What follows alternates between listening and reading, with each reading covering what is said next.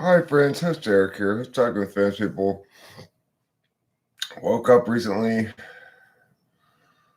I was thinking naturally about Bark and Stark. Bark and Thark and Chastity and Jurgen, Good King Regibald. Important people in my life now after telling their story last night.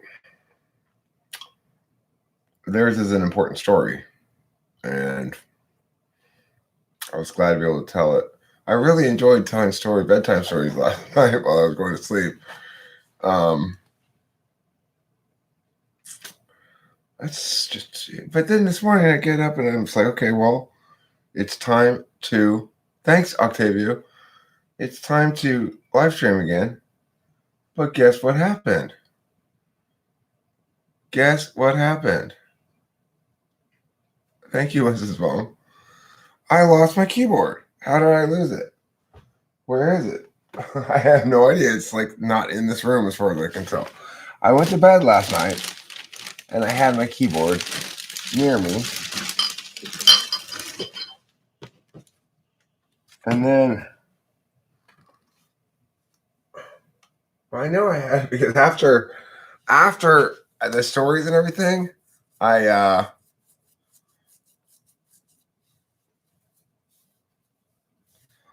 I rubbed one. I went incognito mode and rubbed one out, and then I somehow during the process of doing that, typing in my pornography search terms, I've lost my keyboard.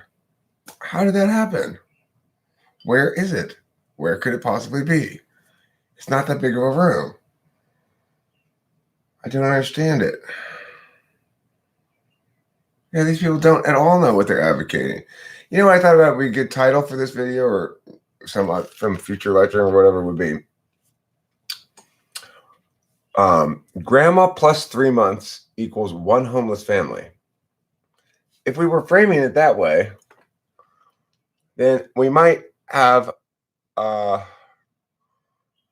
it's possible. We might have a fighting chance, you know? It's like it's not being framed as health benefits versus something. So even if all these efforts work perfectly and stop slow or whatever, you save grandma 3 months of life. At the end of her life, that's not a very particularly valuable 3 months, so to speak, you know? My mom's at the end of her life, and she's probably got somewhere in the range of 6 months left, I would guess. I don't know for sure, but if she gets COVID-19 and dies 3 months early, shit happens, you know? Not the end of the world. Now, let's say we could prevent those 3 months of grandma, my mom, but somebody's grandma in the nursing home, get an extra 3 months with grandma.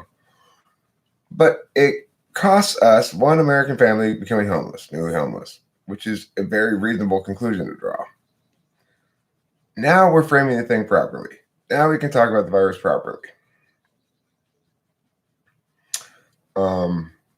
So when people say, you know, hi, Sorrel, yes, I'm glad you were watching David Berlinski. He's a smart guy. I like him. I'd like to hang out with him, have a cup of coffee or something.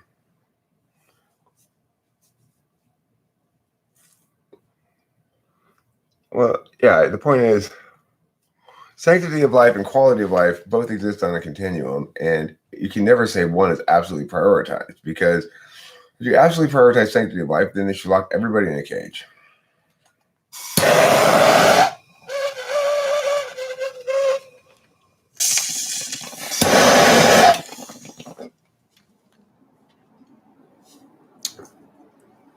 So, do this to the FI dome. I never say, okay, well, you be the one to go tell that family that they're going to be homeless now because because grandma's last 3 months are more important than that. You be the one to tell them. You go tell them, FI dome. Tell them you've decided that they have to be homeless because nothing's more important than stopping this virus. Yeah, well, it's a big topic of conversation because we're making terrible decisions for no good reason, and we're doing massive harms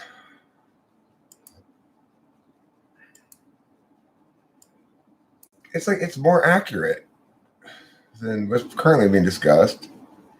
And interestingly, it's the same thing with all these sort of laws, all this sort of approach to things, where it's like they go, "Oh, it's so critically important that we stop people from doing drugs." Well, you be the one to shove the gun in the guy's face and tell him he can't do that line of code. You be the one to do it. Stop delegating the evil to other people.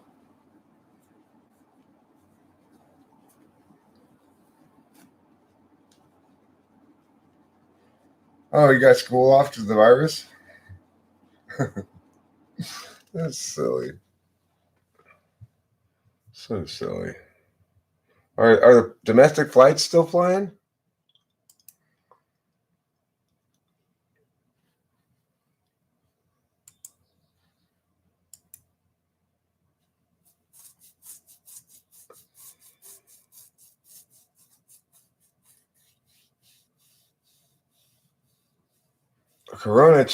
Coronavirus is going to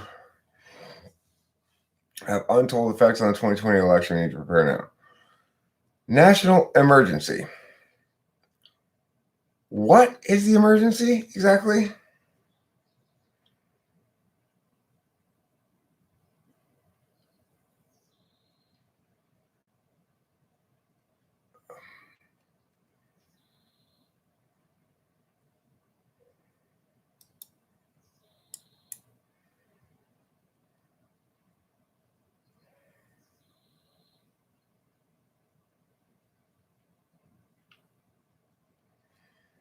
The World Series of Poker is a petri dish for disease. Why the hell hasn't it been canceled yet?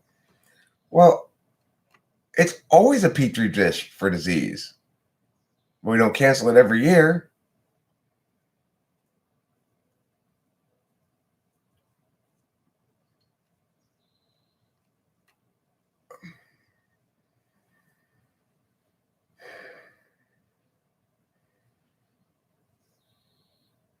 The Atlantic has a title to an article literally that says cancel everything. I use that as a joke in my title to show how incredibly overreacted people are being about this shit. Yeah, they keep establishing inherency and thinking that that's an explanation. What's the matter, baby cakes? What's the matter? What's happening? What's going on? Do you need me to call you right now?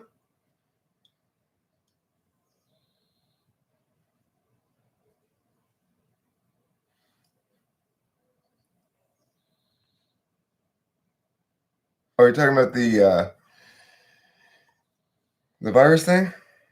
No problems with Janet and the stupid ass place.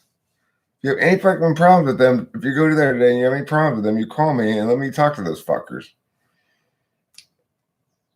All right, it's like, you know, Rachel's gonna go back to the. I think he's an INTP. Is he dead? She's gonna go back to the Mercy Medical Center Behavioral Services today and talk to them about getting her shit right. I don't want them giving her any pushback. I want them scrambling to make her happy. If there's anything other than that going on,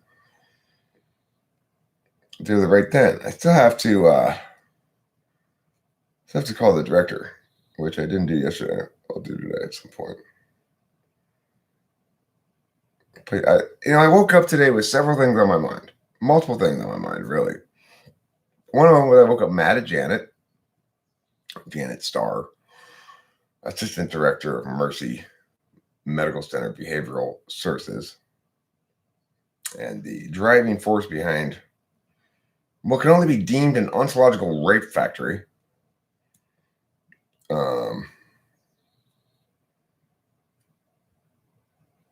It's impossible. People are so stupid. The teacher included. I know, it's ridiculous. Do what I suggested, Jay Kurtz, and say, listen, you need to understand this as follows. The last 3 months of grandma's life costs you one homeless American family. Now, you go be the one to tell them that out of an abundance of caution, they have to be homeless. You knock on their door and tell them that. Oh, it's on Monday. Okay, good. That's what you say to these people.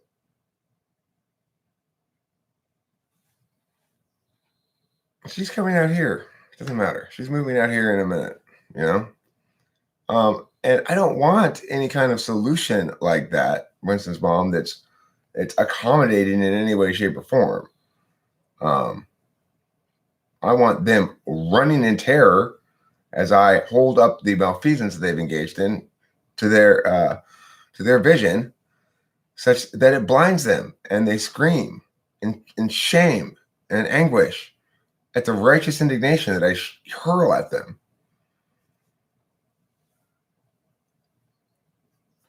I was satisfied when I heard Rachel tell me yesterday, I know those people in that office are scrambling right now. They better be scrambling.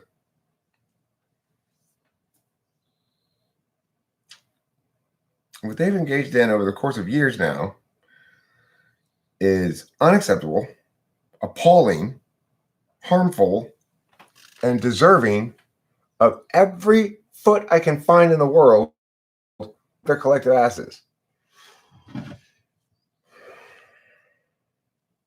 When I spoke to that woman,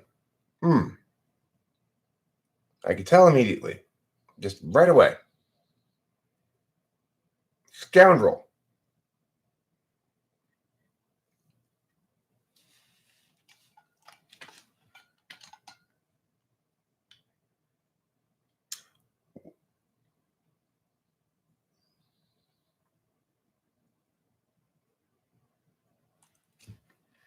I mean, this is the thing. When people do not want to answer my questions, right away, they're being scoundrelly. So anyway, I woke up. One thing I was thinking about this morning, I woke up was Janet, being mad at Janet and thinking, I'm going to call that director like that, But then the other half of me, one half of me was waking up and it was laughing about Bark and Thark and Chastity and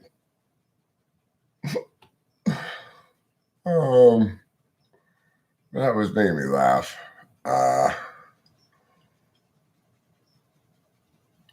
Rachel, you were asleep during the bedtime stories last night, but I told a couple of bedtime stories that made me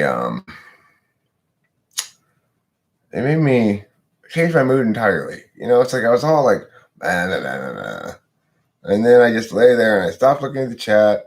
I just started telling a story about Bark and Thark, and pretty soon I was in a good mood. You heard it in your sleep? Okay. And also I told the story of Jason and the Argonauts.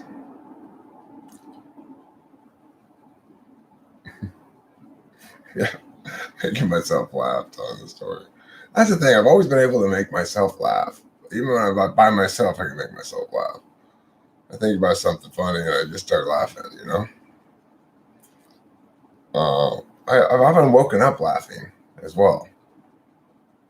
I sometimes, but the things I think are funny and when I'm dreaming are not actually funny. When you wake up, you go like, that's not funny. What? Why did I laugh so hard? In my dream, it's like, why was I laughing so hard? That's not a funny thing. It's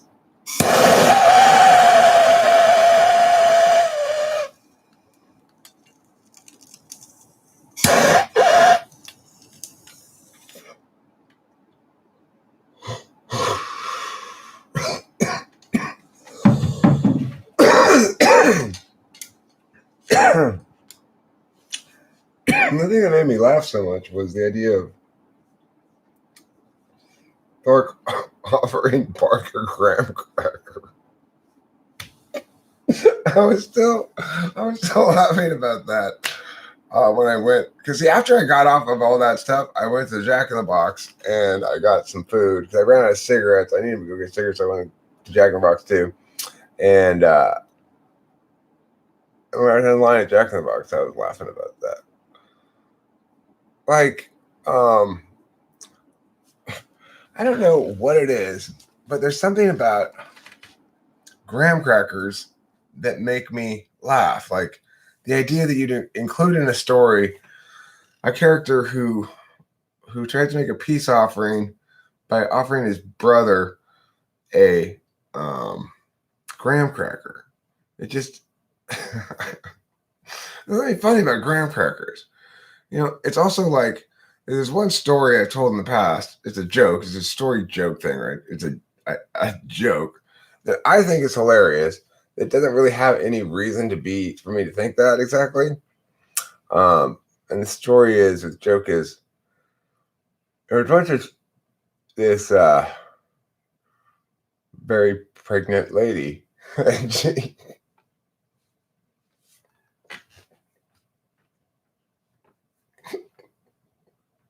there was this very pregnant lady, and she was driving to the store to the hospital to give birth, but she made a wrong turn, and she ended up at the book festival. And so even though she was in labor, she said, "Well, I might as well go to the book festival." And so she got out of the car and she went and she started looking at all the different books for sale at the book festival. And in one of the aisles, she ran into her mom. And she said, she went and she started looking at all the different books for sale at the book festival. And in one of the aisles, she ran into her mom. And she said, "You should be in the hospital." And she's like, "What? You know, I made a wrong turn in book festival. I mean, I had to stop." And mom said, "Well, you better get to the hospital." And daughter said, "But aren't you going to come with me?" And mom says, "Honey, it's a book festival."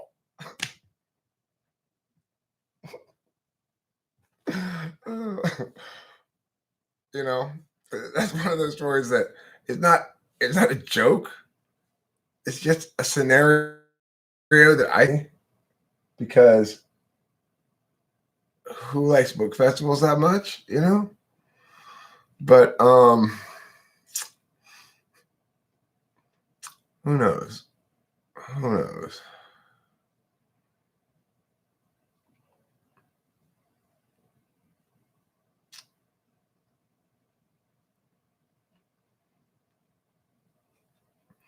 My brother Ryan TJ and I have invented an entire fictional world of characters that are only funny to us that we play for fun. It's hard to describe, but that any NI combo can be humor magic. Yeah, I mean the thing is I have a whole world of characters too that and I used to the very first episode of Talking with French People was me freestyling a interview between I ended up editing it, but freestyling an interview of me interviewing International Delight and Purgatory Lemon Squeeze. The International Delight, of course, he's a character, and what he has a satchel sometimes. Sometimes he doesn't. It's hit and miss, and he can also fly, and he goes around the world and solves the world's problems. And his partner or companion is Purgatory Lemon Squeeze. Purgatory Lemon Squeeze is a guy with a lemon, half a lemon for a head, but a face on it's like cutting half of the inside part showing right here in his eyes, and and he's got dreadlocks. Anyway, he's got like a few dreadlocks, like that lady who sang in blackface in Holiday Inn. Anyway, so the International Delight and his partner Purgatory Lemon Squeeze, like I said, they go around and solve the world's problems. One problem that they've solved is they went to Singapore and discovered that the country of Singapore, the drinks were too sweet. And they helped them solve the problem by suggesting they put less sugar in their drinks. And they had a parade for them. Anyway, yeah, so I used to do a lot of character stuff like that where I'd interview various characters. You know, this is the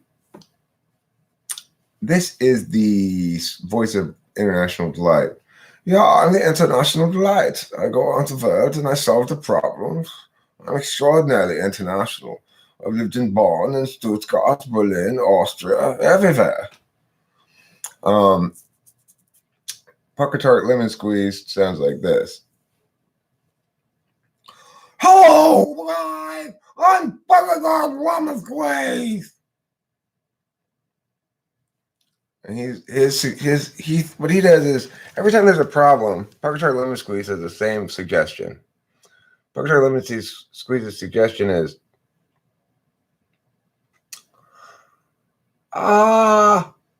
maybe we should try thoughtness.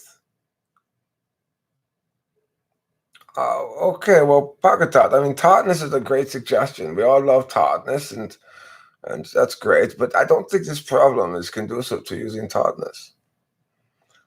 Maybe we should try something tart.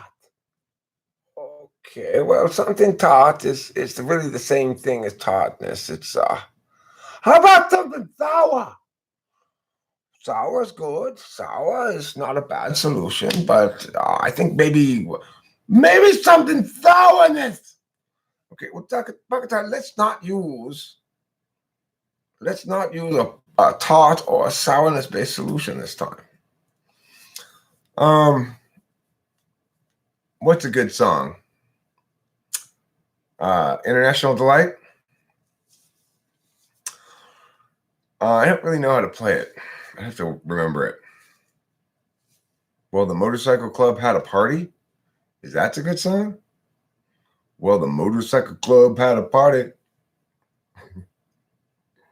That's a song? I don't know that song.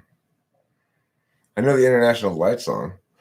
I come from a country far across the sea where all of the people are all right. That's why all the people are always calling me the International Delight. Yes, they named the coffee creamer after the International Delight superhero, or vice versa. We're not sure which. Yes, he's named after a coffee creamer. I'll admit it. I named him after a coffee creamer. I just thought the name of the coffee creamer seemed like some sort of superhero, the International Delight. Yeah, they make it. It's quite popular. I like it.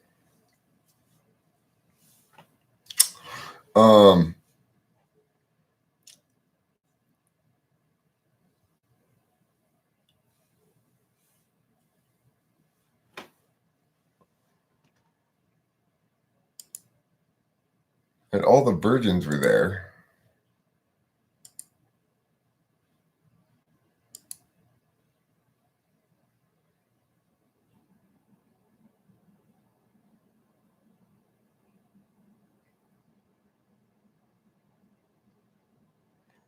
Well, I'm not just talking to you, Rachel. Other people may or may not know. Are you talking about the scene from White Christmas? Yeah, the White Christmas scene is great. I will always take. If I remember the first time I saw that was at work. I think it was at work, or maybe not. I think somebody. I don't remember where I first. I don't remember where the context where I first saw it, but I do remember when I first saw it. Remembering immediately and thinking, "Oh my God!" Especially the moment when she says, "Thank you, Mr. Lincoln, for setting us free." Oh, for setting us darkies free. That's what she says. Thank you, Mr. Lincoln, for setting us darkies free. Can you imagine that lady reading that script? Let's see what my line is. Thank you, Mr. Lincoln, for setting us darkies free. That's my line.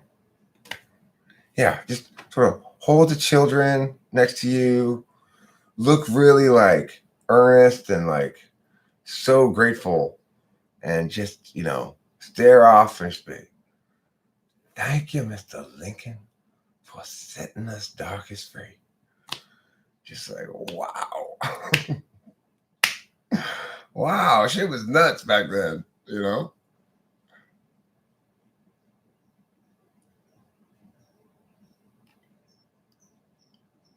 Yeah. I got lots of characters. I have some documents where I try to keep track of them. I lose some of them over the course of the years, you know. They get lost, and something will remind me. Some weird thing will be a specific association enough to remind me of something. Oh, remember that thing from one time? Yeah. You know, for example, there's Muriel's World of Whimsy, which is a show that I haven't done for quite a while here on Talking with French People, but I could do another episode of it at any point, you know. Muriel's World of Whimsy is a show about whimsical things like doilies, gnomes, little guys, adorable little guys, and rustic and shabby chic stuff.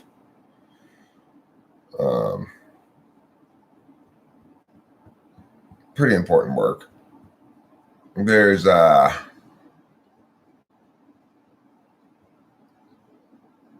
there's the International Delight's main nemesis, or I guess you say hater, is Carl. Okay, Carl is a guy who has a radio program in Oxnard called what's it called? Called The Nard. 94.7 The Nard, you know. So he has a radio program on The Nard, and his radio program is called Carl's Insightful Solutions. Carl's Insightful Solutions is a show where people call him with problems, and he gives them a solution. So you know, it's usually a very straightforward solution, and the problem's pretty straightforward too.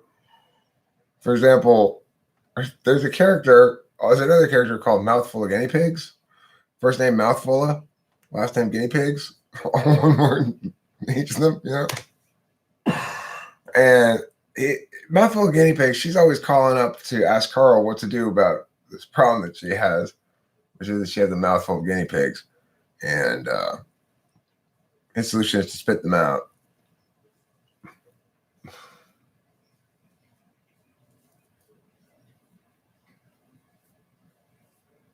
Somebody called up about what he should do about a bad haircut, and Carl suggests he wear a hat. You know, pretty straightforward solutions. They're low-tech solutions, but they're effective. How good is duality in your opinion, overthinkers? Really good. I mean, not that good. I mean, it depends. It really depends.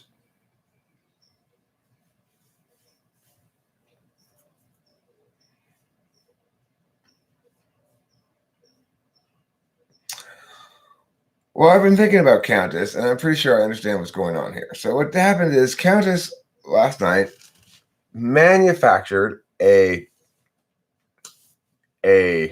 conflict, and you know, demonstrated a leaving in a huff thing to enable herself to come back as a different identity and more successfully get away with it. So she'll probably be gone a couple of days. Then all of a sudden, you know, Julie Stevens from Dayton shows up, and then after you get all used to Julie Stevens from Dayton and start thinking she's a regular person and figuring this, and then she goes, I've been Countess the whole time. Because that's the kind of crazy nonsense Countess does. You know, I bet you that's exactly what happened here. Duality works for Jays, real Jays.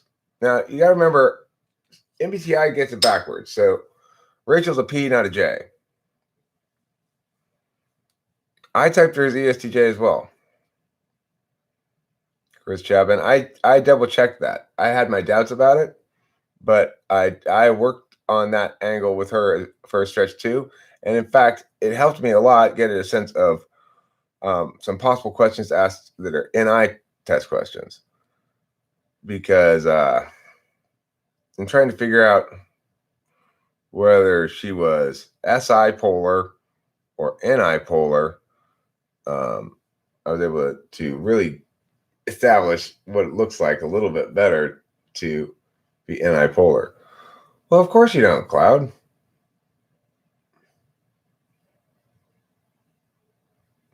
You don't think Countess is ESTJ because you don't feel like thinking Countess is into ESTJ. And so you might as well just say, I don't feel Countess is ESTJ.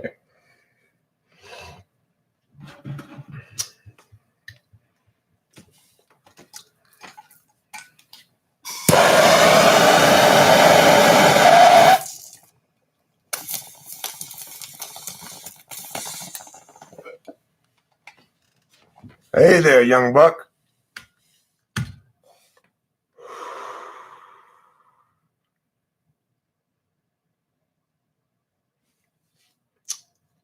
Mm-hmm. Okay, Cloud. Problem here is we're not talking about who can believe harder.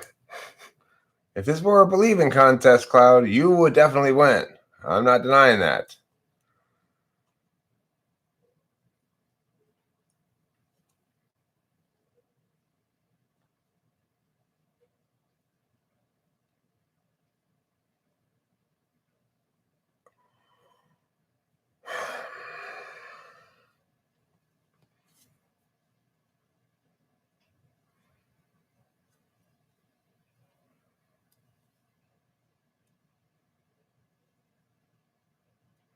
So Rachel says, I know my ESTJ mom, I think she needs to put there, loves me because she's worried about me and coronavirus and traveling, but I can't talk to her about it because of her TE wanting to work it out.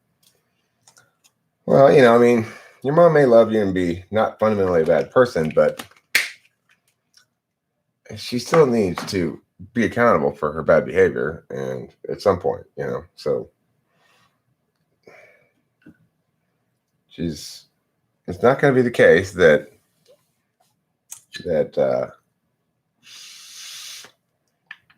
she just gets to pretend like everything's hunky-dory. She never did any of that shit.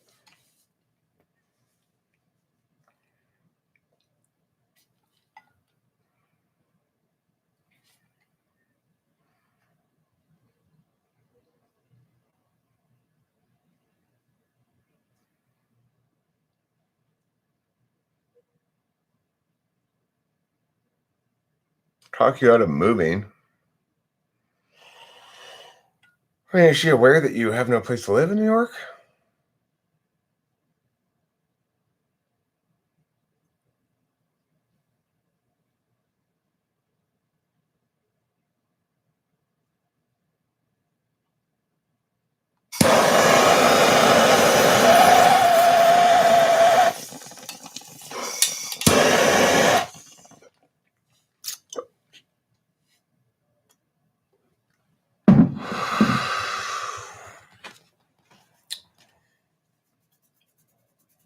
You can always say to your mom, well, you're welcome to talk to Eric about it.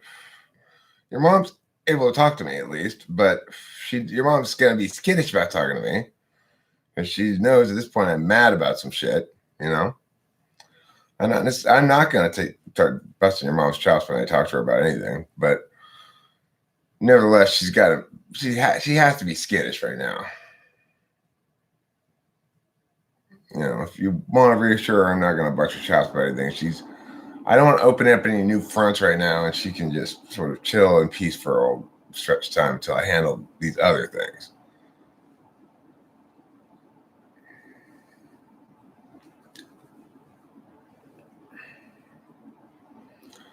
Well,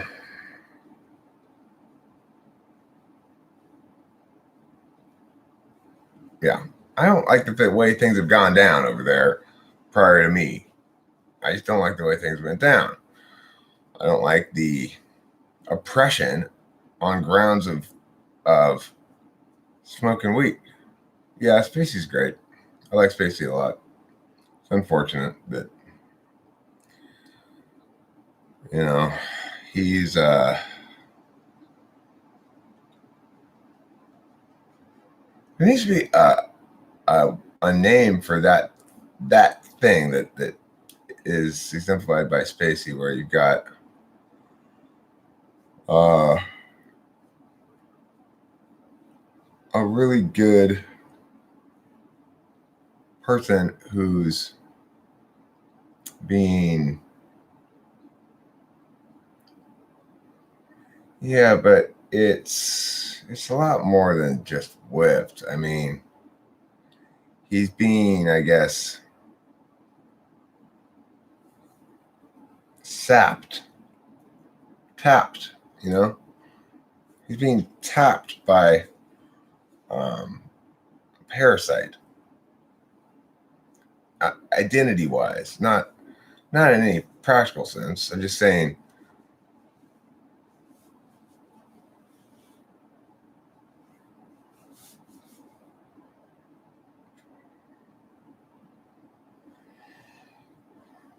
well,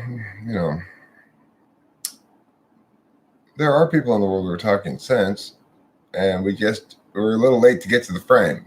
Remember, all this overreaction equals American homeless families, and oh, good. I can be sure about it now, huh, Cloud? Wait, Cloud, just to clarify. So is it safe for me now? Am I now correct about it being ESTJ? Can I be safely correct about that? Or are you still considering? Because you know how sometimes you disagree with me, and I want to make sure that if I'm going to be right, then that means I need to agree with Cloud, right? Okay, good. Declare a national emergency. This is a national emergency. It's called stupidity avalanche. Threatens to bury the country. Stupidity avalanche burying the country is not a good thing.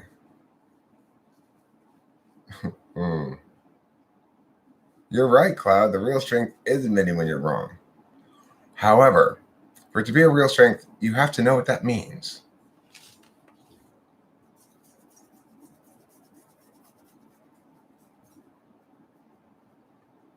Professional footballer, though. Remember, like my mother is in a nursing home, has dementia, last few months of her life. If she were to catch the disease and die, that would be unfortunate. However, all these efforts to prevent that are doing what? They're making people homeless. So you need to remember that you're choosing to make somebody homeless. Now, are you the one who wants to go tell that family you have to be homeless now? Because I'm concerned about elderly sick people dying a few months early. Do you want to be the one to tell them that? Professional footballer? Or hate monkey, whichever hate monkey you happen to be. I mean, I can tell the hate monkeys.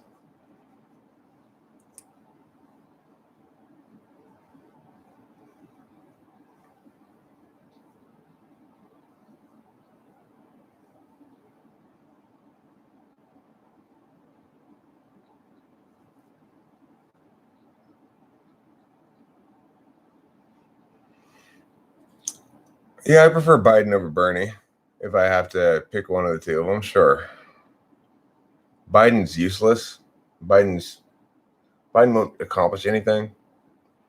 I mean, Bernie won't either, but Bernie will try harder, I guess. Biden doesn't care. I'd much rather have a president that just do nothing, don't care president than somebody who's trying to do shit but doesn't understand what ought to be done. It's like the only president that's qualified to do anything is me.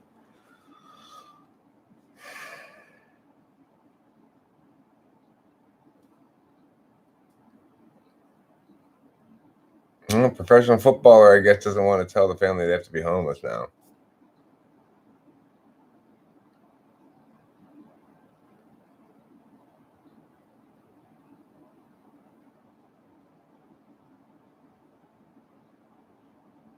Look, I want to go to a brokered Democratic convention and I want to seize the nomination myself. I don't know how I'm going to do this, but it seems like this is a clear course for me. It's what needs to happen. And once Rachel gets here, it's going to be time to make a sort of formal plan about this and try to enlist the assistance of anybody who's willing to assist in certain ways that don't burden them too much or anything. I'd rather have a senile Biden with a vice president than any of the other choices, except for me. I will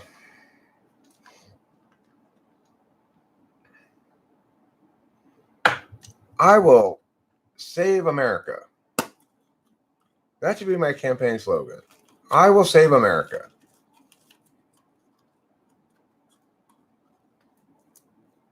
It's true. I will.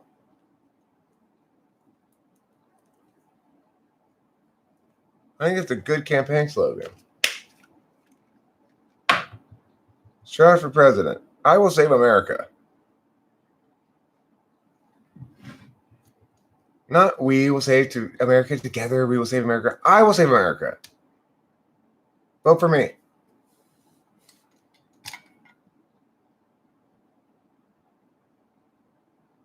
It's like the clearest message I can possibly make, right? Fine. I will save America. Vote for me. That's my campaign slogan should be fine then. I'll save America.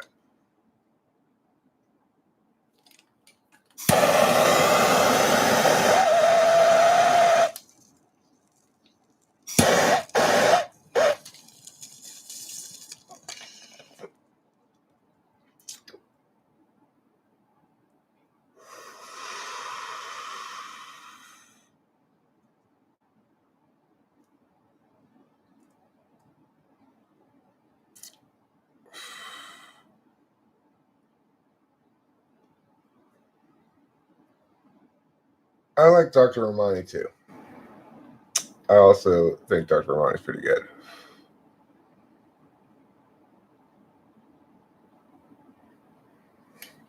It's a good point, Isaiah.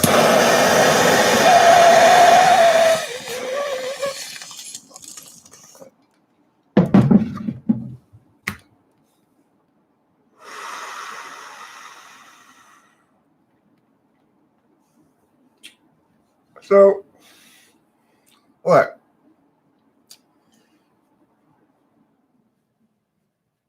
I'm going to need a tech person, Desert INTJ, for sure. I'm going to need a couple of tech people, like tech czar tech people. I have a plan for a fiat-backed cryptocurrency that has an architecture that has a 4% tax built into it that goes to a fund outside of the treasury that pays for a UBI that's structured certain ways, but I don't know how to do the tech part of it at all. I just know what I want it to do. I don't even know if it's exactly possible to do that thing I want it to do, but I'm sure it is. But so yeah, I need people to know how to do things like that. I have vague ideas, right? I need people who know how to make them more concrete.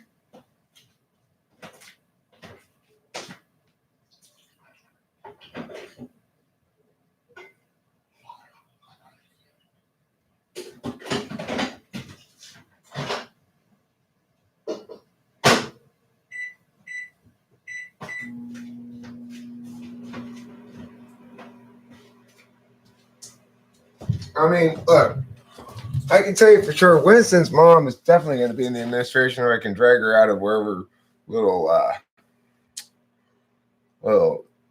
retirement nest she is in. She probably already has like security clearance and stuff, so that's great. And she can be my military liaison. She'd be my what do you call that? Secretary of Defense. You want to be my Secretary of Defense, Winston's mom?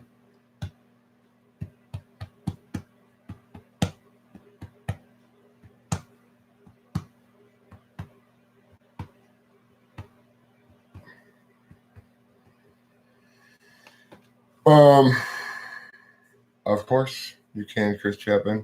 What we really need is people to do unpaid positions during the campaign. My poor kitty is hurting. Oh, you fucked up that leg, kitty. That is broken. Her back leg's broken.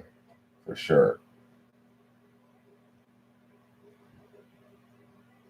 I should take her to the vet.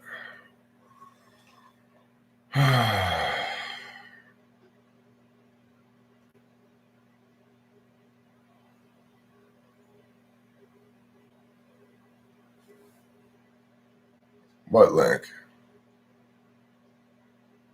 No, that's fine. You just link you to her video. She probably appreciates it. I think I'm gonna take Kitty to the vet, but I don't know if it's gonna do any good. Yeah, her foot is broken. The bottom part of her leg is broken. The back leg. It's obvious. I mean, she can't put any weight on it. So, the thing is, I don't know if they splint a cat's leg. If they put a cast on it. I don't think so. I don't think they're really gonna do anything. You just gotta wait for it to heal. She might use a round of antibiotics, but I mean, she's definitely in recovery mode, sitting underneath the chair on the floor down there. And she's okay. She's still meowing and moving around. She just...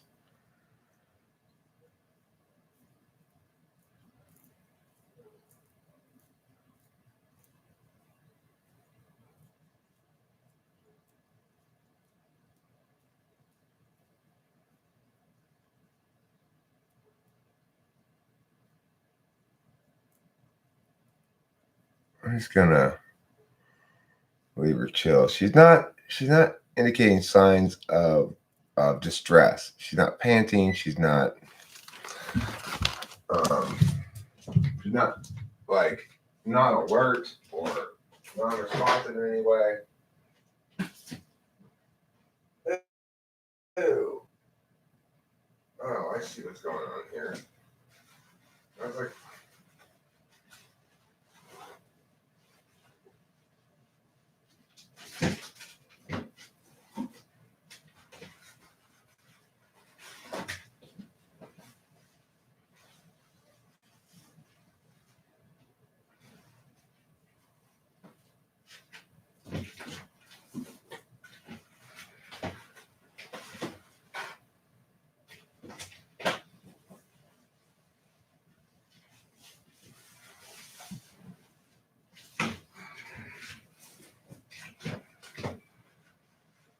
okay, Kitty, here's some new food.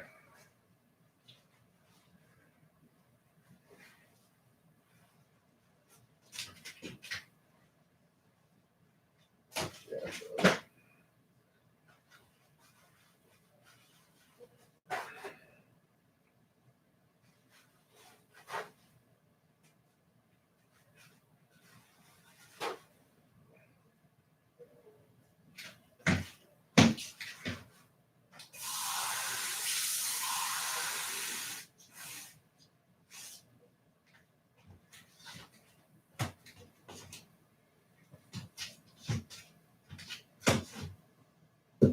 some water right there.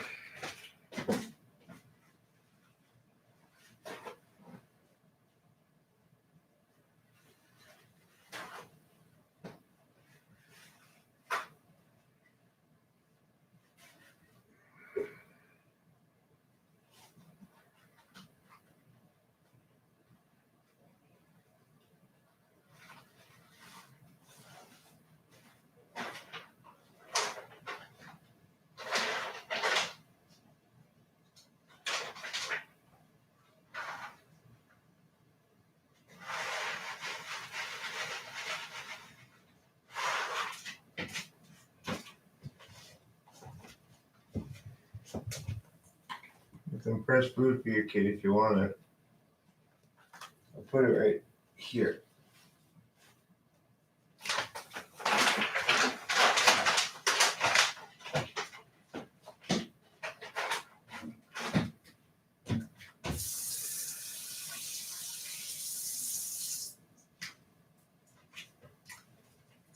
Kitty's had some obviously harrowing experiences and narrow escapes. She's broken 2 legs.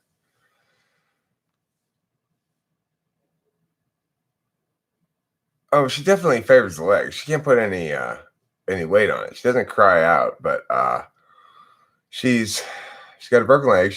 I just realized in there she's been peeing on the paper towel where I had her food.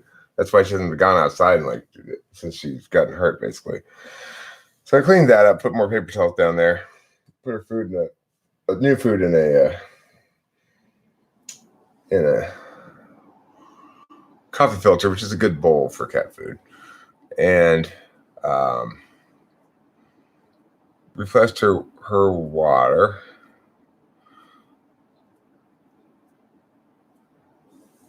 I mean, she looks fine. She looks normal. I mean, if I were to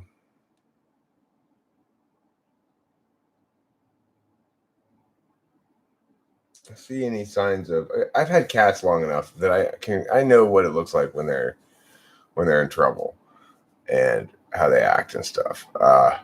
She's acting like a kitty with a broken leg, but she's fine. She's gonna be okay. If I see any sort of change or lethargy or whatever stuff that suggests she's genuinely at risk of something, then I will take her to the vet. Well,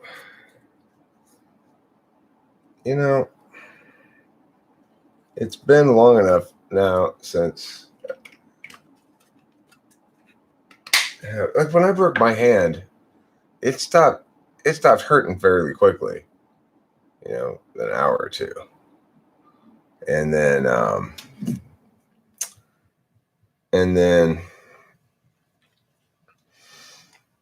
it swelled up and I needed to go to the hospital and get it set and stuff, but it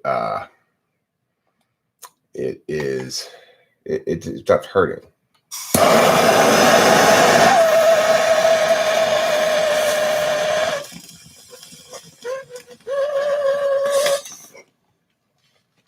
Plus, with the last one, I just gave it time and she healed. I would give this a week or so, probably gonna be okay.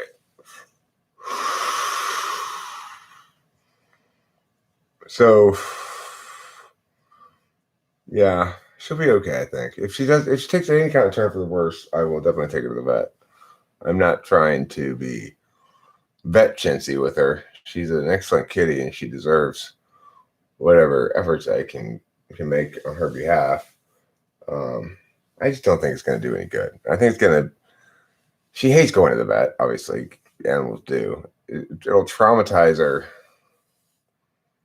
probably more than it'll help, I'm just going to leave her. If I were to ask her what she wants to do, she'd say, just leave me alone. Just let me sit here in this chair. Let me rest.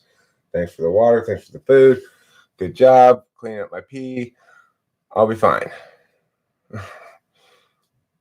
So I'm gonna go with the kitty pageant winners.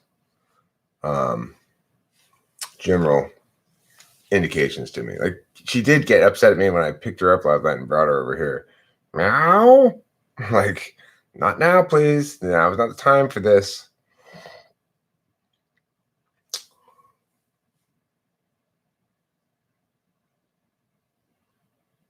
So she's a very good kitty friend. For those of you who aren't aware, she's an important kitty friend, a wonderful kitty friend. And I see these like broken bones here as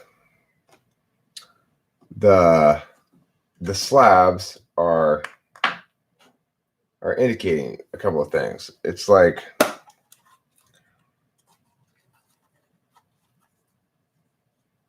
shit happens to everyone, but when the foundation's right, you survive it. When I was at Kimberly's house, all the animals died. Not for any reason of anything we did. We didn't do anything wrong. We had cats die. Boom, boom, boom. We lost 3 or 4 cats. 4. Right. We lost Schmitty Ransel. That was heartbreaking. That was genuinely just heart-wrenching. And he was eaten by a dog or something, or a cat, a coyote or a dog. We're not sure. We found tufts of his fur and stuff.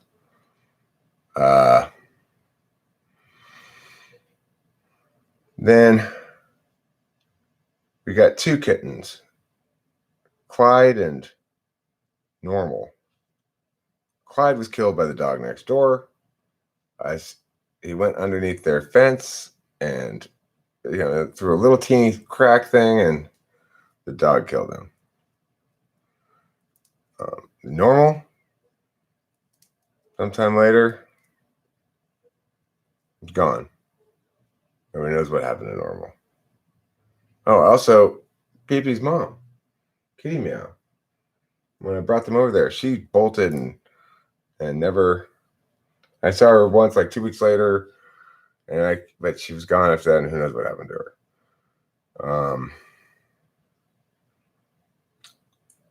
A tortoise of Kimberly's got out due to just sort of like a basic miscommunication, which was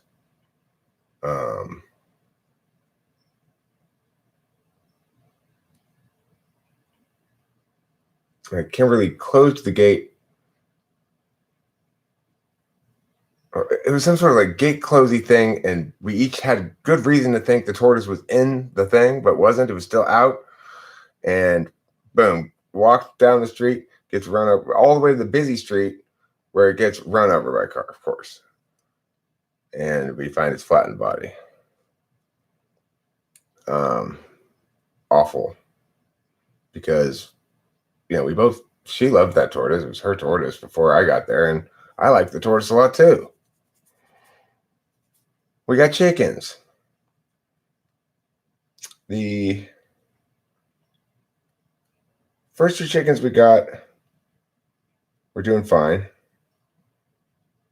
for a second or two. Then the one chicken got sick and died. The other chicken turned out to be a rooster. We had to get rid of it. So we got more new chickens. We had 3 new chickens. Then one of those chickens died. So then we had 2 chickens. So then we got more chickens, 4 more chickens, because that wasn't enough chickens. But at that point, we still have one of the roosters, and the one that turned out to be a rooster. And we got a letter from the landlord complaining that we had chickens that weren't allowed here. And so then we had to get rid of all the chickens except for one chicken that we kept, which was Red. And the reason we kept Red was because that was after Red had gotten attacked by a dog. Now, Kimberly, through heroic efforts, saved Red's life, carrying that chicken around for a month, letting it heal, giving it aspirin and stuff. Well, we got rid of all the rest of the chickens. Then, of course, once Red had healed, we needed a new friend for Red. So we got another chicken to be Red's friend. And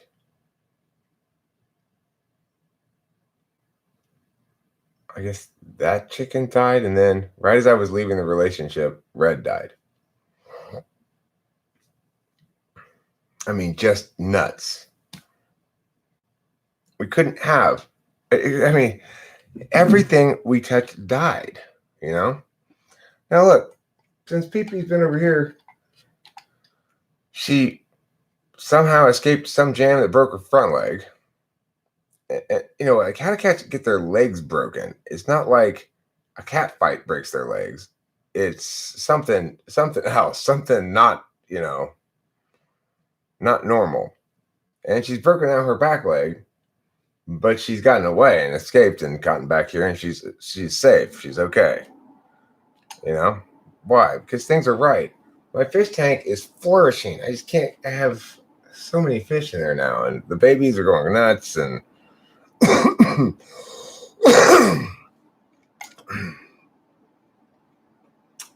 The avocado tree is in bursting bloom with flowers. I think that this is the year this avocado tree is going to make some avocados finally. I really do. Why?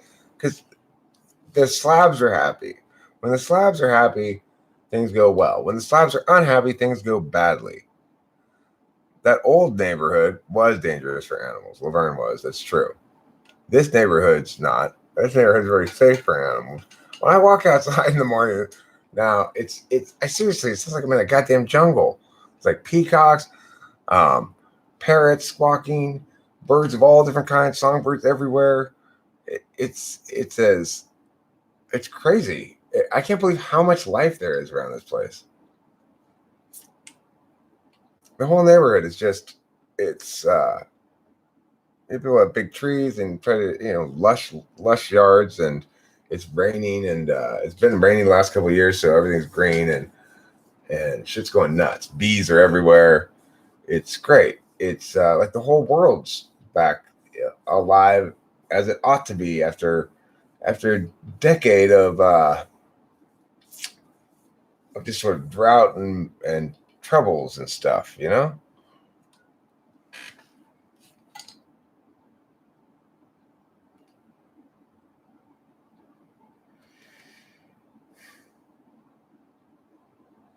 I mean, the thing is, this neighborhood is so safe for animals in part mostly because there's very little traffic. It's a low traffic area where I live now, whereas before it was a big traffic area. But also, we're less close to the mountains, so there are fewer coyotes than there were in Laverne.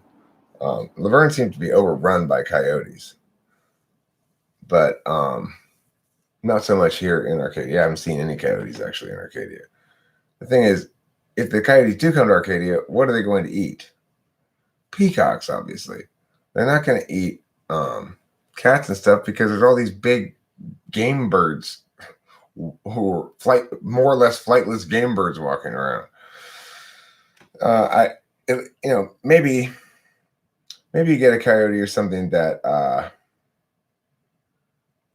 or there aren't any young peacocks around. Can't handle down a big peacock. Maybe I'm not sure. It seems like a coyote would be able to take down a peacock.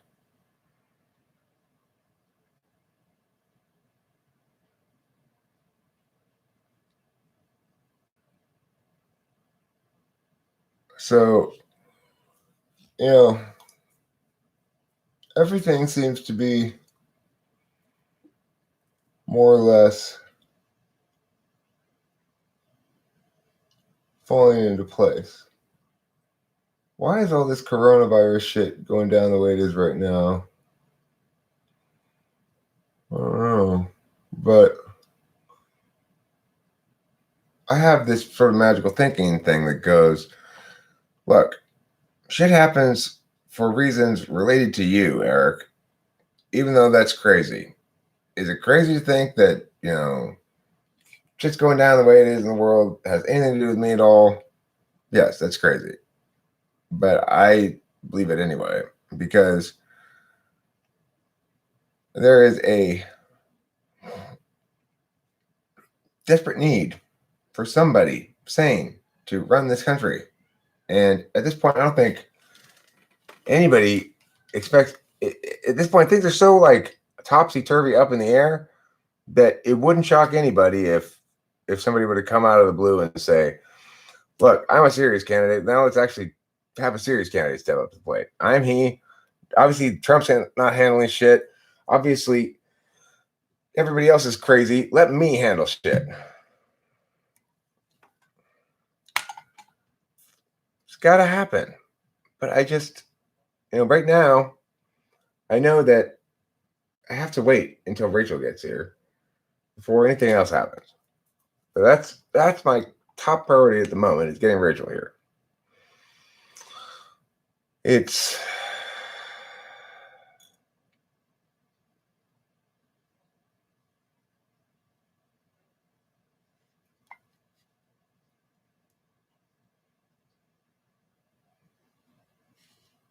yeah, I can watch movies where people die all day, but I can't watch movies with animals getting hurt or children either.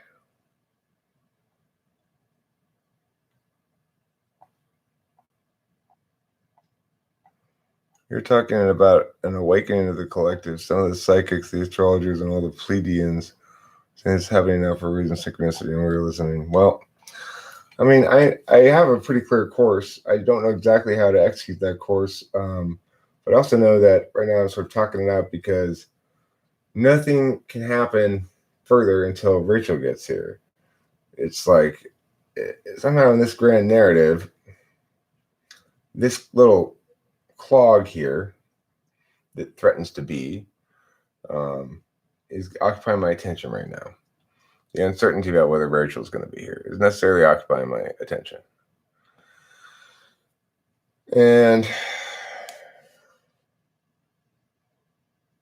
it's a waiting moment, waiting for a few days for things to unfold a bit, you know. I'm coming to the end of a bottle of Adderall. And what's the date anyway? 13th. Friday the 13th. Then it'll be about a week until I get, well, a little bit more than a week till I get more. I have a doctor's appointment on the 24th, I think. It could be the 23rd. I should call him and check. I don't think I wrote it down. Maybe I put it in my Google Calendar. So, I do have a poking device. Well,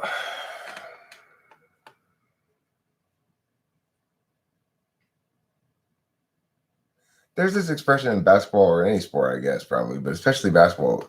Take what the game gives you, or what would you say? Don't force shit, you know? It's like, that's the Slavs' number one message is don't force shit. Take what the game gives you, you know, read what the Slavs are, how they're directing you. Every time you know, it's like you take a reading of the landscape and you plot a course, hopefully in coordination with the Slavs. As you're navigating that course, you're forgetting to double check with the Slavs, you know? And so periodically you're trying to force shit because you don't realize that the indicated navigational course has shifted slightly. And as any kind of navigation on a field without landmarks, namely like the ocean, there needs to be a process of going, then rechecking, going, rechecking, going, rechecking. Like the olden days when they had no GPS.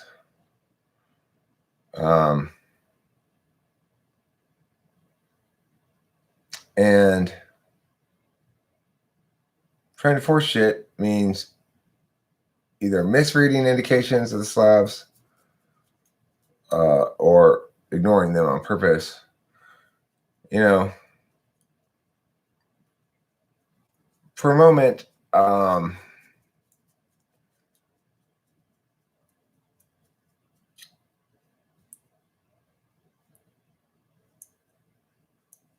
might be under the couch. I don't know what to do. No, it's not there. Where is that? I forgot that was a central question here in this live stream. I'm sort of staggery in my thinking today. Like, I keep halting to a halt and possibilities going in my head and me not articulating them in particular. I'm not sure why. I think it's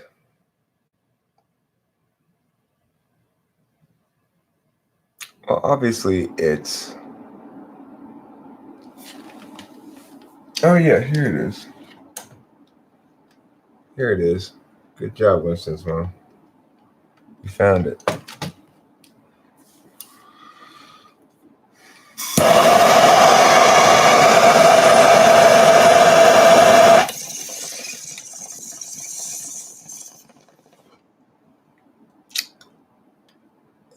Hi, Mattias Sanchez. Is that related to being SI valuing an undervalued SE?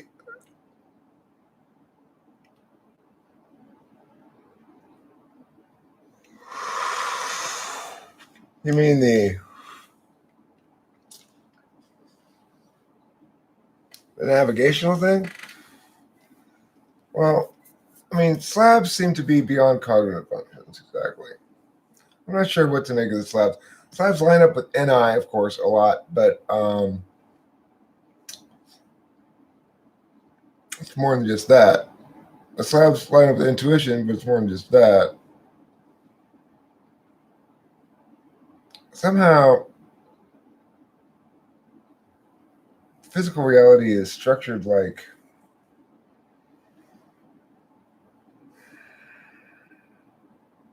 there's an awareness. There's an awareness of that the world has regarding what ought to be, and it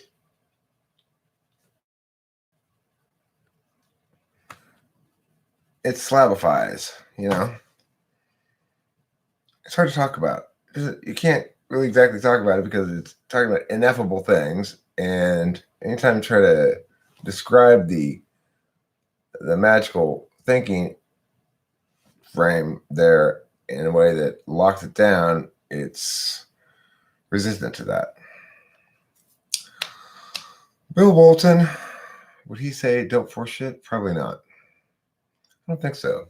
I think he would say, I'm Bill Walton and blah, blah, blah, blah, blah. Bill Walton, Bill Walton. Wouldn't it be ironic if Bill Walton got the COVID virus and survived? And then, of course, if he did, you'd hear about it next broadcast. I'm Bill Walton. I'm a COVID survivor, okay?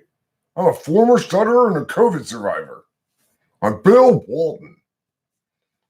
Let's all talk about me and ignore the game. I'm Bill Walton. Conference of Champions.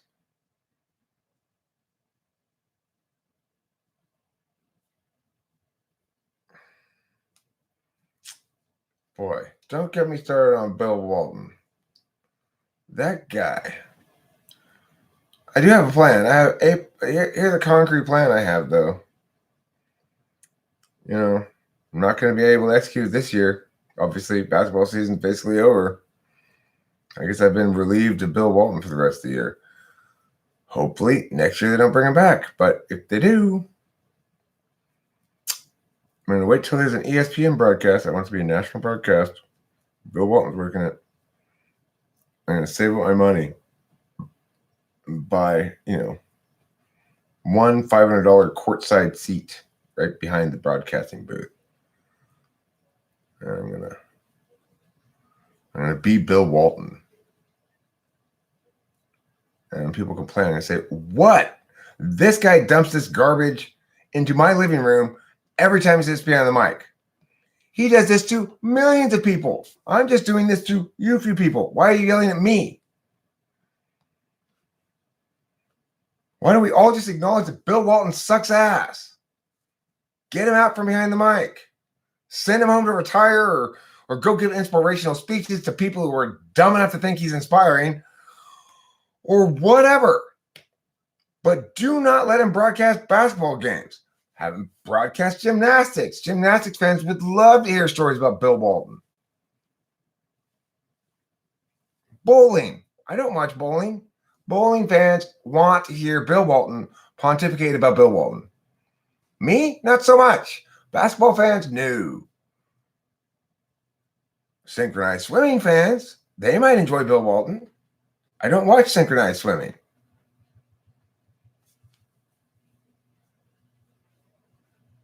It's going to happen. I'm going to do this. I'm going to have a sign that if you don't like this, why are you okay with Bill Walton?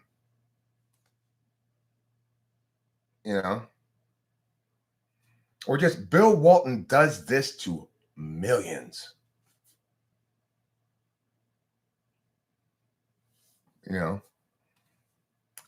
periodically during the game, I'll do it for like, 2 or 3 minute long stretches, and I'll space them apart, a certain distance apart, and it'll be like, okay, right after the first TV timeout, when the game resumes, and as soon as Bill Walton starts in on his, I was in Pismo Beach, one of the most beautiful golf courses in the world, and I was there with Kareem Abdul-Jabbar, and we were talking about and then I'll get up and I'll do that right behind him. I'll stand up and I'll hold up my sign that says, Bill Walton does this to millions, and I'll go, I was at the store the other day and I saw a famous person named Bob. And I said, hey, Bob, you know me? I'm Bill Walton. Bob, Bob, Bob, Bob, Bob, Bob, Bob. I'll have on the front and the back of the sign. Bill Walton does this to millions. And I'll do it for about 60 seconds. Then I'll sit back down. Everyone will be like, what was that? And then just, like just after the last timeout before the quarter ends, then I stand up and I do it again. I have some little speech prepared, some little ridiculous Bill Walton bullshit prepared, and I hold up my sign again, and I have two signs. One says what I said, about like, Bill Walton does this to millions, and the other sign will say, ESPN, please fire Bill Walton. And that's what I'm going to do. I'm going to do that plan and see if I can get Bill Walton fired.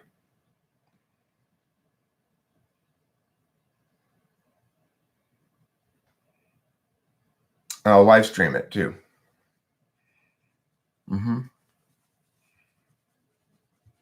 Or at least I'll record it and upload it, So understand that Bill Walton sucks ass. People don't understand that clearly enough. I want everybody in America to wake up tomorrow morning, let's say, some morning thinking, you know what? He's right. Bill Walton really does suck ass. That's what I want people to wake up thinking tomorrow morning.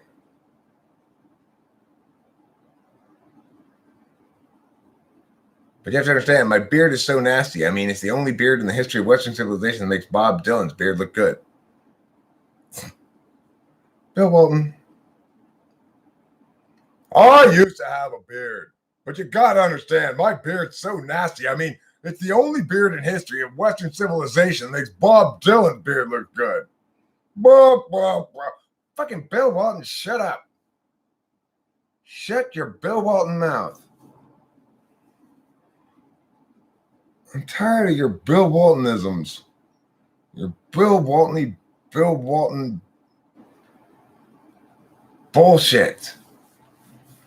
God. Why? It's like, come on. If you want to talk about examples of how stupidity ruins civilization, you can look at two clear examples.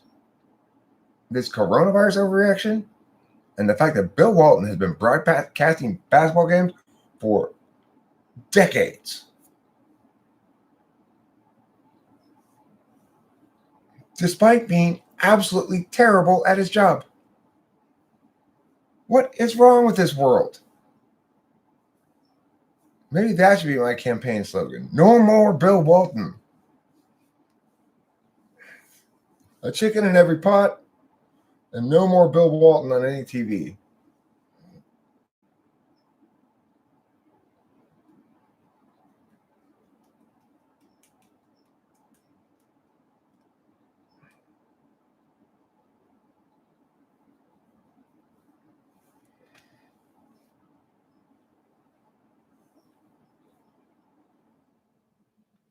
Look, I don't doubt that Bill Walton has plenty of quotable quotes that are fine. It's like the quotes of Bill Walton, when you look at them in text, don't sound so awful.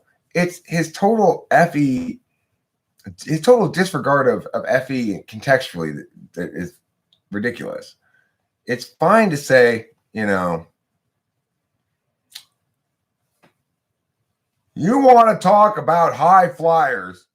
I played with Lucius Thompson back in '76, and when I went up for a dunk, I was myself 2 feet above the rim, and he was like 4 feet above me.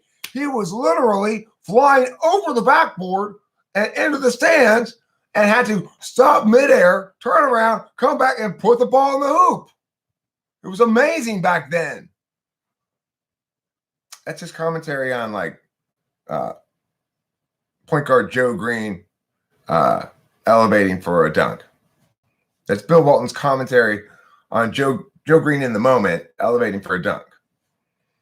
You know, that's how Bill Walton broadcasts basketball. He sees a player make a good play, and he goes, either that reminds me of, or he goes, this guy is one of the greatest players here in one of the greatest champion conferences in all of America, the Conference of Champions, the Pac-12. He does that. Or he goes, come on. You know, like, Joe Smith is embarrassing himself out there. He is not playing defense at all. You know, it was just really a good shot. Like Bill Walton just says random. It doesn't matter if it's actually true what he's saying at all. Even it could have been just an excellent shot and great defense. And then his partner's always going like, looks like pretty good defense to me, Bill.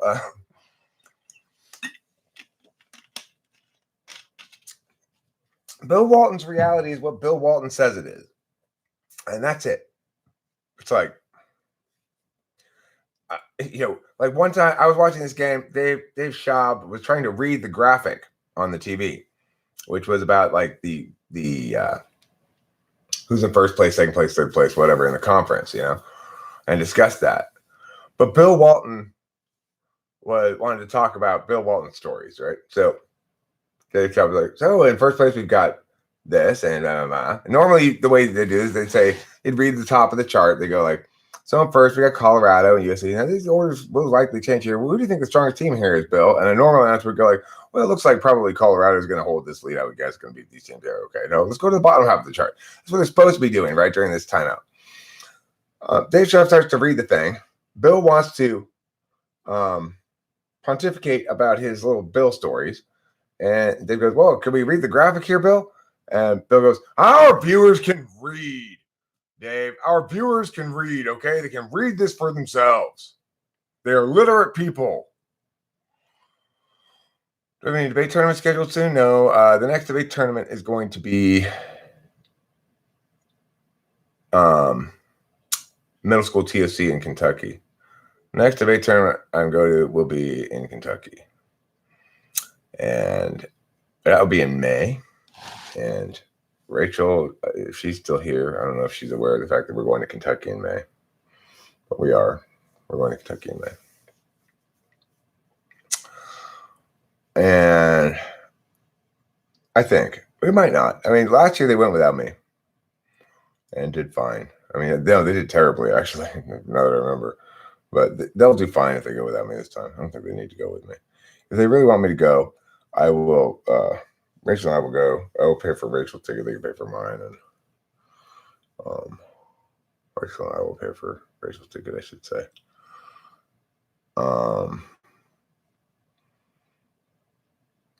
I wouldn't mind going this year. I would like to go to TOC because I think he's got a decent shot. I've got to work with him today, which is good. And we're gonna hammer some shit, try to get some shit accomplished, you know. So yeah, Kentucky. When did I last go to Kentucky? Was that what that was? Oh yeah. Last time I went to Kentucky, I went with Kimberly. That was I took Kimberly to Kentucky shortly after we started dating. We had huge fights. It was fucking, oh my God. I cannot believe I launched. I can't believe I stayed in that relationship at all. Jesus Christ. What a nightmare. What happened in Oklahoma? That was on a different trip. In Oklahoma, I got arrested for marijuana possession, and I had to pay a bunch of money. And they broke my car, fuckers.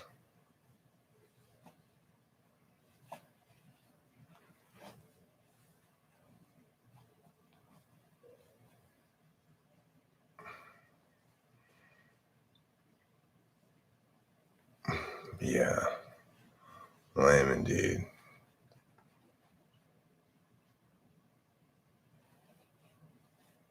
God, when I think about well, the tow truck and pulling it up onto the tow truck, I guess they bent the rack and pinion, so I kept like blowing out tires for a stretch of time until what ended up eventually happening was the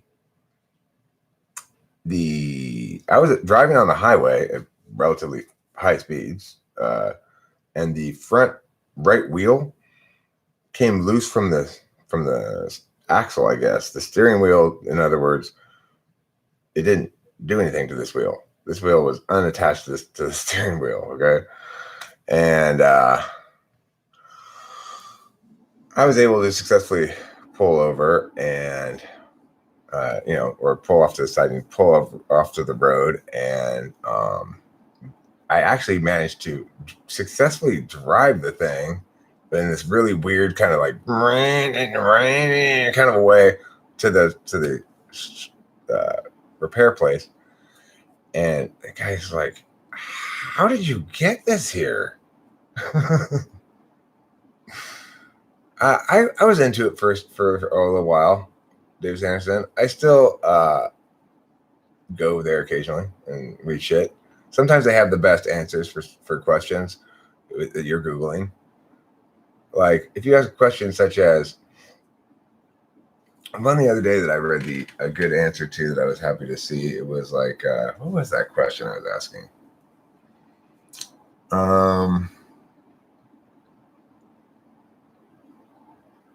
Maybe it'll come back to me. I don't remember at the moment, but there's certain kinds of questions you ask that's the best place to get the answer. Oh, I know. I asked, why don't men wear hats anymore? Or why did it used to be that everybody wore hats? Those kind of questions you get good answers at Quora. That's the that's what that place is for. Because it's an interesting question. Like everybody used to wear hats, and prior to about 1940 or something, 50 maybe, I don't know, maybe a little later than that, everybody wore hats. All the men wore top hats. They're not top hats, but like trilbies, or I don't know where my hat is. Those kind of hats, Frank Sinatra style hats. And ladies had hats too. I guess they had big hats, bigger hats than men, and they had, or I don't know, man. Ladies have had all kinds of different kinds of hats they wear. Sometimes it would be just this thing on top of little things, and sometimes it'd be a big bowl of fruit on top of their head. That's a that's a that's a common hat. That's a hat that every woman can enjoy. You know.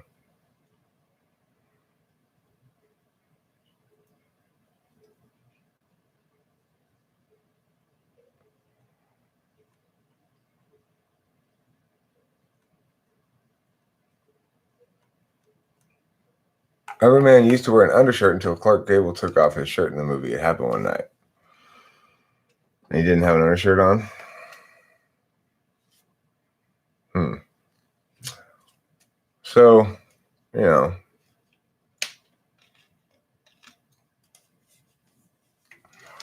like you could ask a question like, why don't people do formal dancing anymore? Like, why did it used to be that when you danced, everybody knew some formal dances like foxtrot, the waltz, and the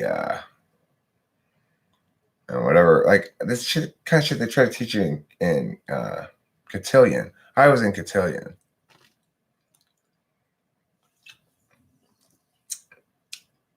Fedora, that's the word I was looking for. Hi, Lyra Fajical.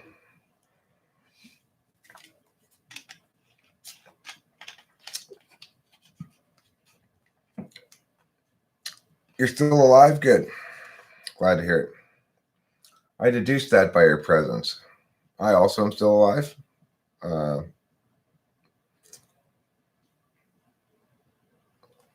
course, seem to have a lot of political vitriol. Uh, Maybe. I didn't really notice it, but I don't. It's like I said. I Google questions like when I'm talking about it. Usually comes up with a core answer towards the top. It's a good site from its own perspective in terms of search results because it does fill a niche that's not exactly filled by anything else, which is questions like the one I asked. Or a question I asked before that I got great answers from people on Quora was, why don't people throw the screwball anymore? Which is a pitch that Fernando Valenzuela threw and had great success with, but you never hear about anybody throwing a screwball in baseball. So I asked some questions about that, asked a question about that, and got some good answers from people, good explanations. And it's the sort of thing that, it's a kind of question that lends itself to explanation rather than a single concrete answer. And so Quora fills that niche. They're able to answer questions like that. They seem to have organized their site reasonably well in terms of like avoiding repetitive versions of the same question, stuff like that, But as far as the political vitriol, I don't know. I don't have any opinion about that. I haven't encountered it, I guess. Maybe I'm not asking the right questions. On television, they were still wearing hats on shows like I Love Lucy, but when the hippies arrived and grew their hair long, the parents caught on. Remember hats on grandparents? See, I like hats. And when I look back at the world, I see in like black and white film of 1930s New York or whatever that I might watch, and I see all these people dressed in suits and ties all the time, and ladies dressed up nice, and all the hats and sort of the uniformity. It's so appealing. It's like, what a classy society. But of course, in a lot of ways, it wasn't very classy at all, of course, but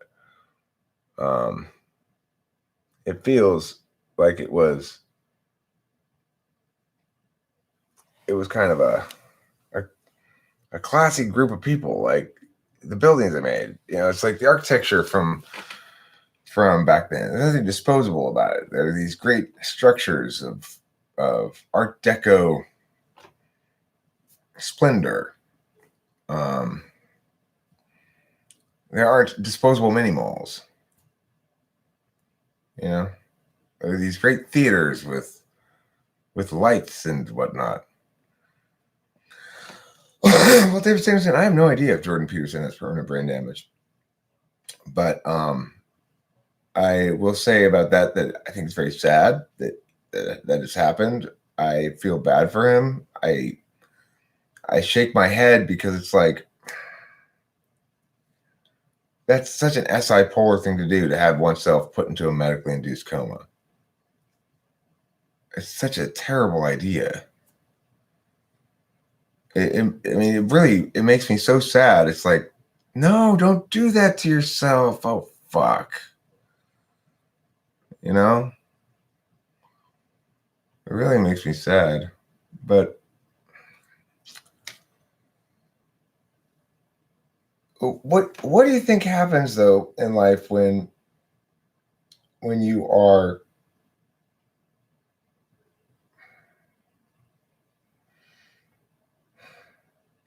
you've got to be right. If you're preaching, you got to be right.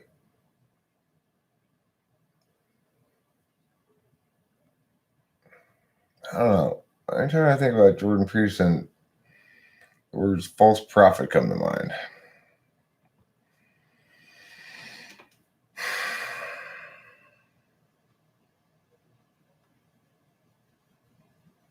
Here's the thing. if I want to be just sort of completely straightforward about everything, and I guess be a little incautious with the FE or whatever.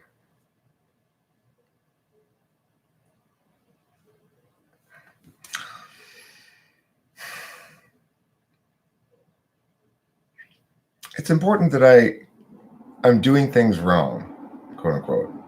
That I'm not prioritizing outcomes in general. Heretofore, it's important that I'm prioritizing these relationships.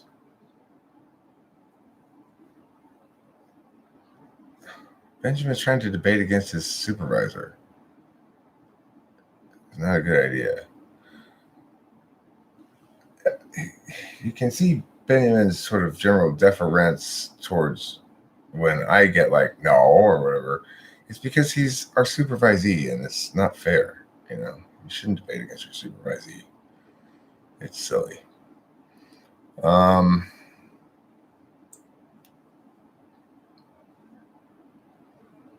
What was he talking about? Oh yeah, like this process for me is one of learning to deal with all of the kinds of people in the world in a small pond here where I can understand what it means to be dealing with somebody who's just trying to be spiteful, what it means to be dealing with somebody who's misguided but basically a good person or something, dealing with somebody who's like cloud provocative but not a bad person, somebody I got various people who are sometimes sort of persistently against me, but not in ways that I would call spiteful, and they seem like legitimate adversaries. There's so many different kinds of things to deal with, like, and so many different communicative issues. So, like, for example, what just happened there? Winston's mom mentioned Benjamin, and these were debated, and I focused on the fact that I don't want to debate my supervisee, or Jack really shouldn't either, or whatever. And so she says, well, I probably used the wrong word, debated, maybe discussed. In that instance, it's like,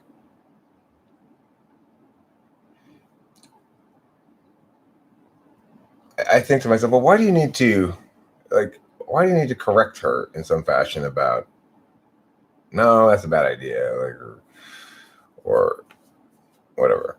Do I want to talk to Benjamin? I'm not opposed to it.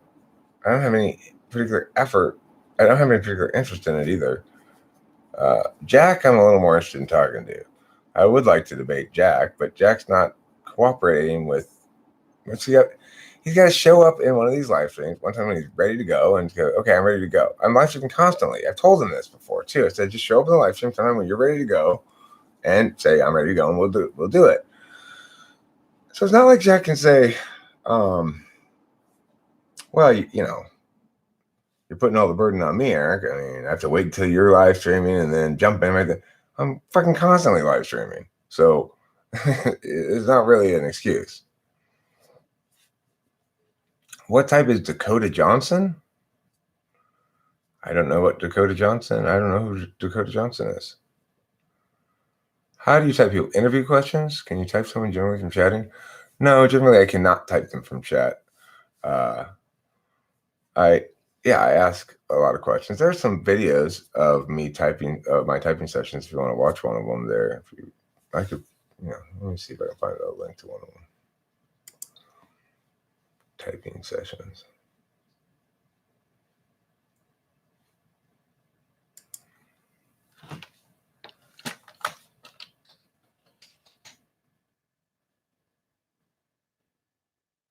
Here we go.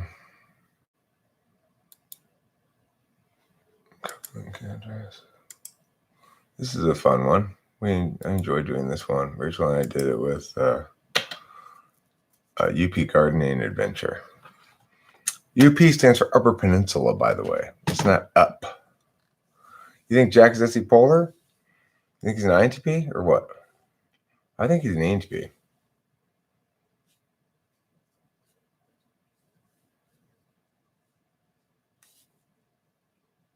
He thinks he's an INTP too, I think. Pretty sure he self-identifies as one. He doesn't seem very INTP-ish to me. Where do you start with analyzing someone's type? Well, I mean,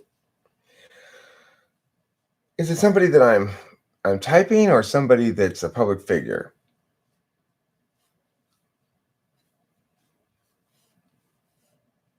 Because if it's a public figure, I might have an impression about what type they are.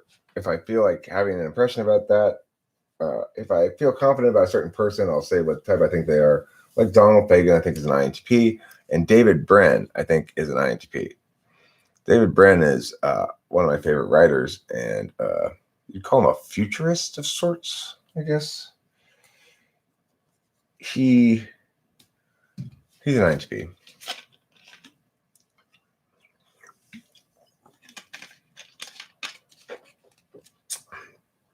And I have nothing but mad respect for the guy. Now, another guy I've got mad respect for, who's a poet, Timothy Steele, my former professor who taught me how to write poetry, a metered verse.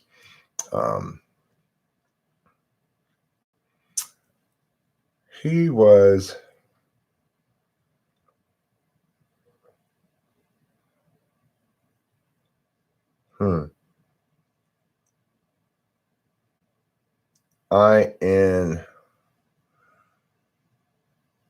I've got a weird possible two things. It's either INTJ or INFP. It might have been, I think it's INTJ.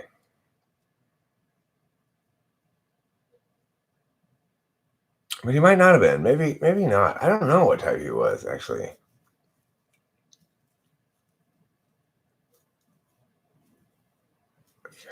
I don't know. Like, here, look. Or C.S. Joseph would never debate me. I'd be happy to debate C.S. Joseph if he wants to debate me. I'd be happy to have a talk with him or make a video with him or whatever. Been a lot of presumably bad blood, I guess. But, whatever. It doesn't matter to me. I don't hold grudges in that fashion. I'm not that F5.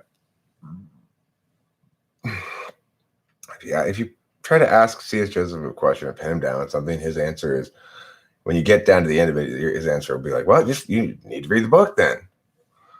You read the book yourself and it'll have the answer in it. The Linda Barron's book or this other book. And it's just like, no. That means you don't know. That's their way of saying, I don't have an answer. I don't know, and I'm wrong. So it's like, he has no reason to want to do that, obviously, because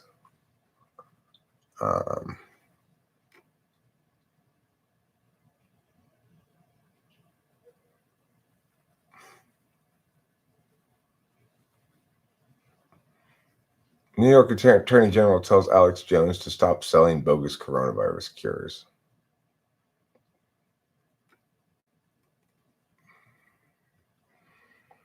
The case for and against closing schools over coronavirus.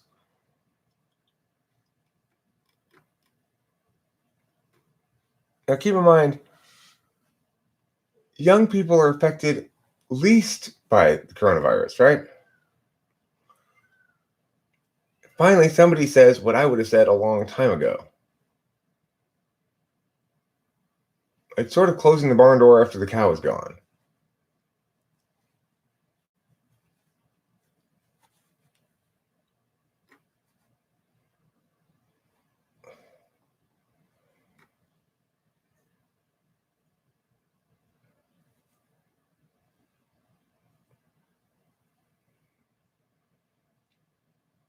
Okay, so look here.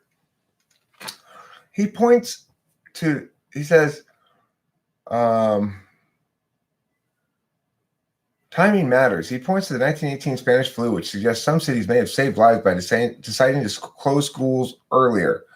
Closing the schools before anyone in the schools is sick is a very difficult thing to do, even though it's probably extremely beneficial and much wiser. Except for the fact that the Spanish flu killed children, made them very sick.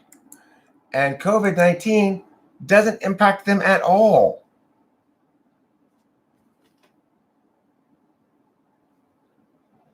Hello? Anybody listening? Anybody thinking?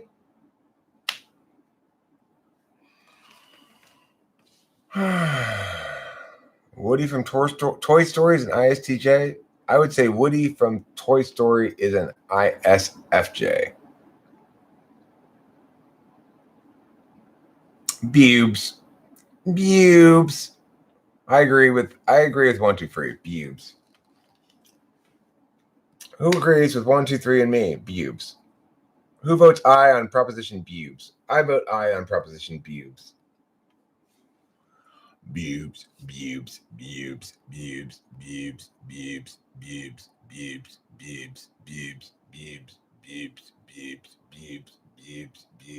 I think maybe Lyra Fujiko is Countess. One never knows, though. One never knows. Only the future will know the truth.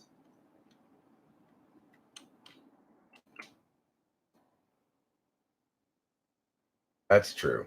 Only the future will ever know the truth.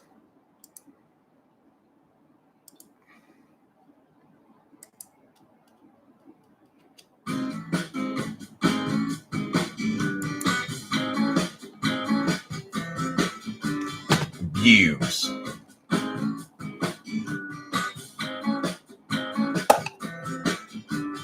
Bubes.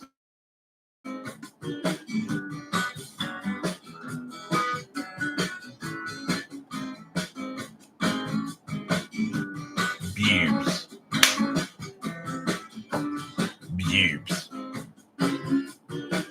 Bubes. Bubes. Bubes. Bubes.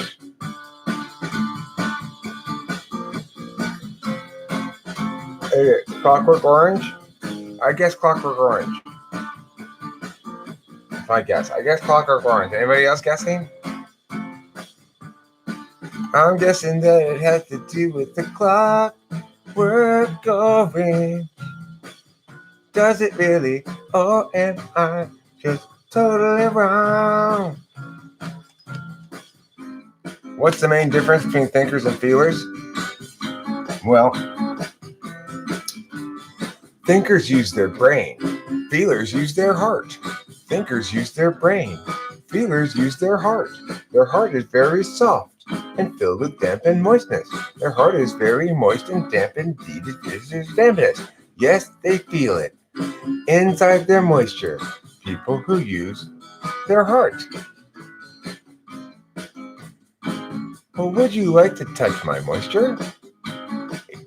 It's seeping on your finger. Seepage on your finger. It's a moist discharge.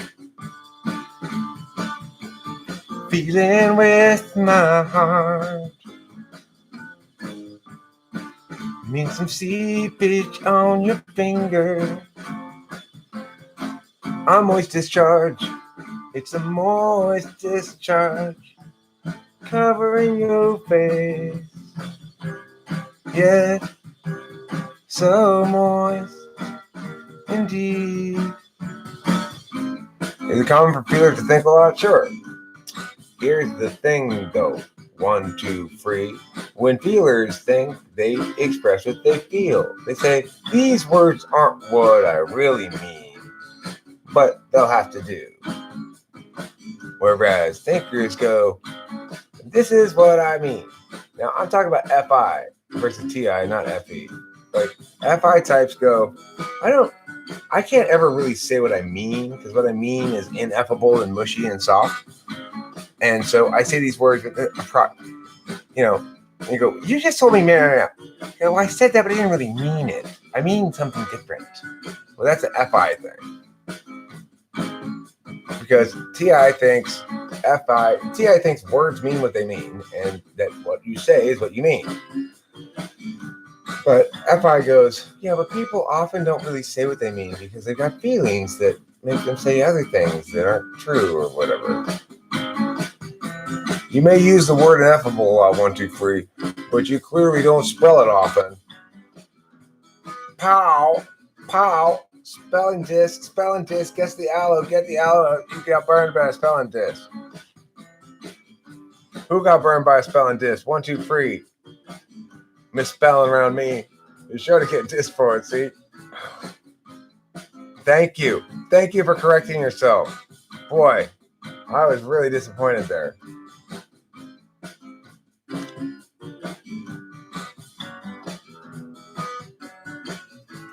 Anyway, didn't he say like something about me being ineffable? I was like, oh, what?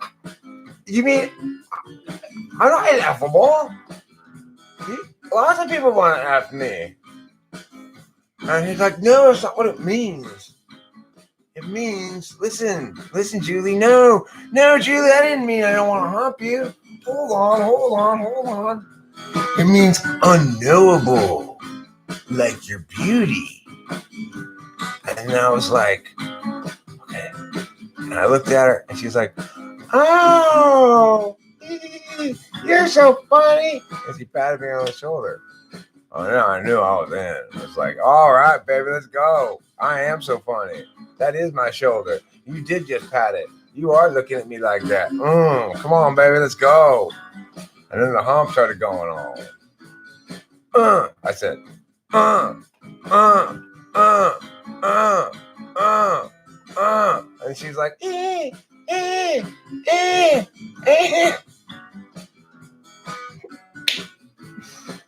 Oh, didn't I just explain this? Wasn't that what I was just explaining? 1, 2, 3 is the difference between thinkers and feelers? I'm pretty sure I was just explaining that. Apparently you weren't listening. I think I covered the matter pretty thoroughly. Thinkers are the people who go, and the feelers are the ones who go, No, wait, Eric, that's boys and girls. Okay, I forget then. Talking about doing stuff is extroverted intuition.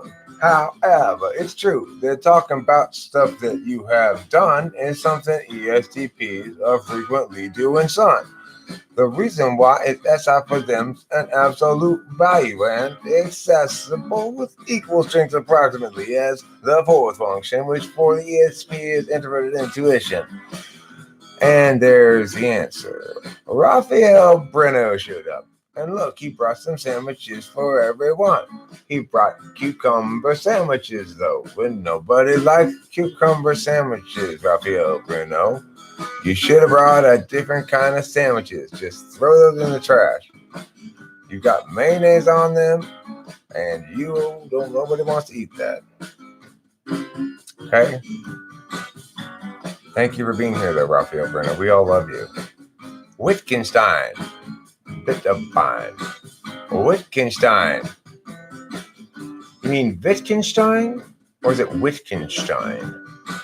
Which one will rhyme with a bit of rind? Taken off of an orange. Explosion into a glass of juice. If there's a song each function listened to, how would each one describe it? It's a good question. If there's a song that each function listened to, how would each one describe it?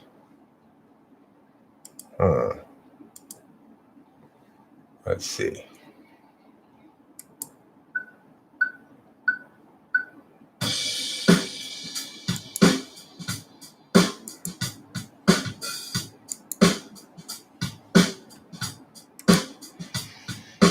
Extroverted Intuition song has a whole bunch of random shit going on. It's got lots of different parts, lots of words, lots of sarks, lots of chances to catch SARS, and then Earth mainly. Where are you from, people? I'm from Los Angeles, home of the Angels, home of the Dodgers, home of the Bengals, home of the people who make TV, up in the hills of Hollywood. Gee, I'm from Los Angeles, up near the mountains on the east side of town then, in Arcadia. What? Arcadia in the house. 626. 626 area code, raising the roof. Arcadia in the house.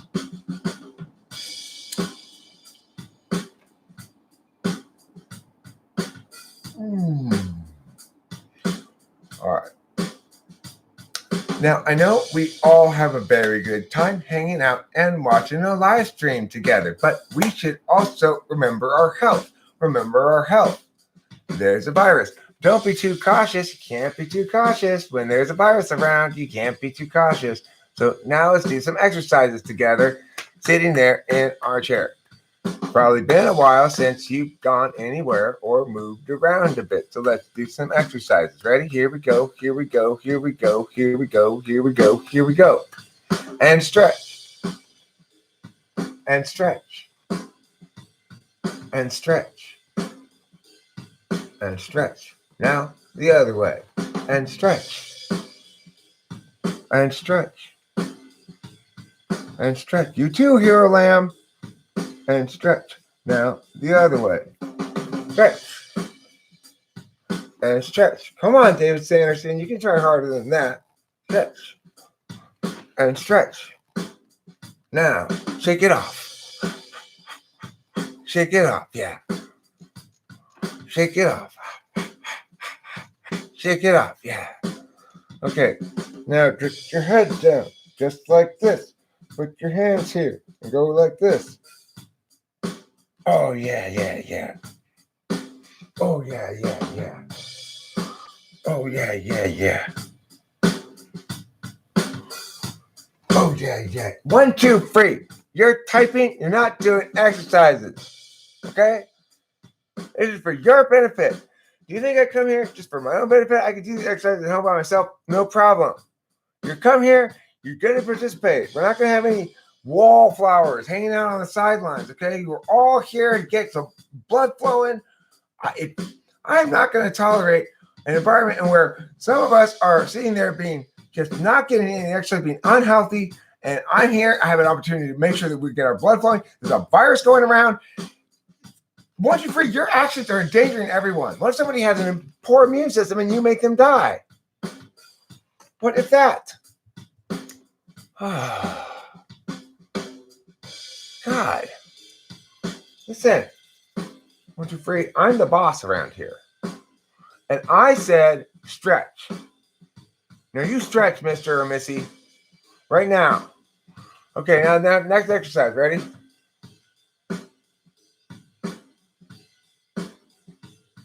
Take your foot. Move it here. Take your foot. Move it here. That's not what you're supposed to be doing, 1, 2, 3. I want to see you like this right now. Tom Jacobson, you too. Rachel, don't think you're getting out of this either. You have to do the exercises too. Take your foot. Go like this. Take your foot. David Sanderson. You people are terrible. I don't think any of you are doing the exercises. I'm the only one doing them. God.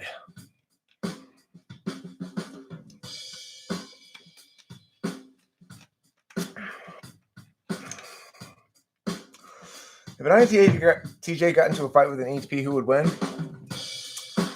The ENTP would realize that he's in a fight with an INTJ at the moment when the INTJ stabs him in the side with a switchblade. Oh, we're fighting? Ow. I didn't know. I guess you win. INTJs don't believe in fights. They believe in winning actions.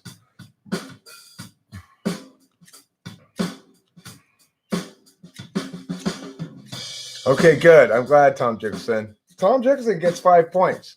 How many points do you think you're getting? 1, 2, 3. Donut hole, big 0. You get 0 points. Tom Jacobson earns 5. Dave Sanderson earns 3 points.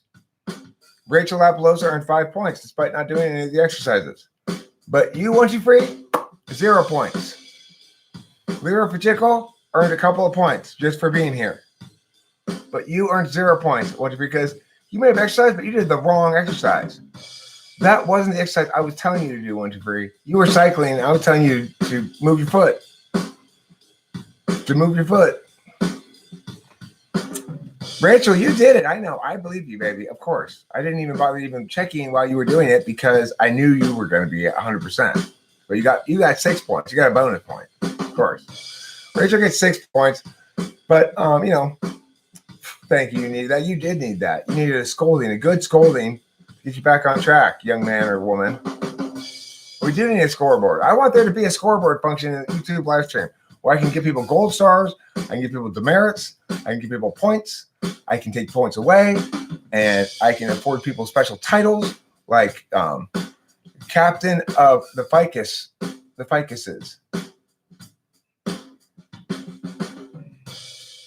Is drawing a comparison between two physical objects, SE or NE, e.g. you have a nose like Pinocchio.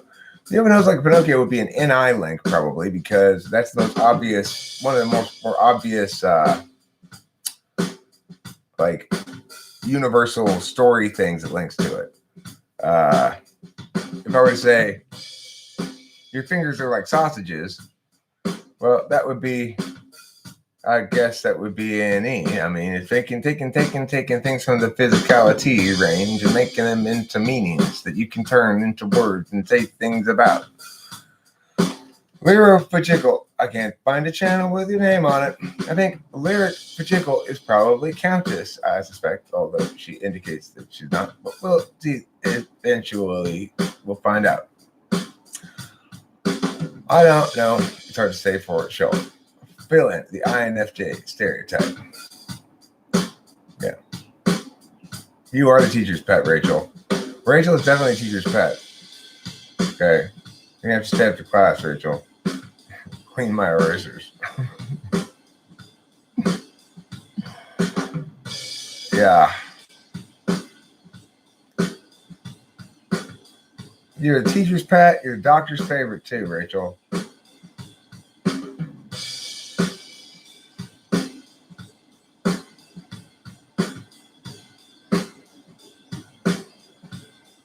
Oh. Party time, everybody. I said, let's have a party. Because it's party time. Who likes to party? I like to party because it's party time. We bring the funk when we party. Bring the funk when we party because it's funky party time. You have to party. You've not partied adequately. You need to party hard. You've got to party. Come on, party. Pop, pop, pop, pop, pop, pop, party. I've got the funk. You've got the party. You bring the party. I'll bring the funk. Here is some funk to put in your party. Here is some party to put in your funk.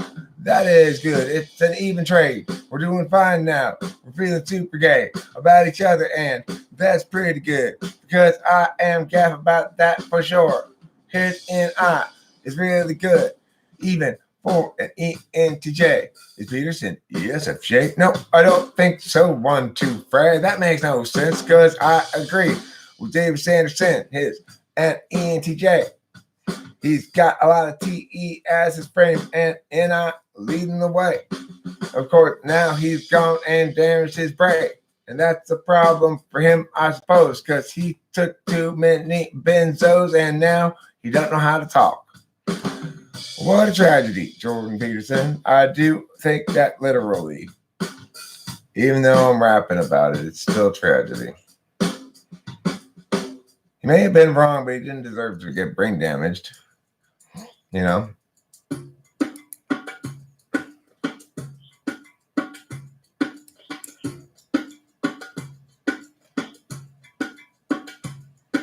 ENTJs love benzodiazepines. What is it called? Benzodiazepines or something?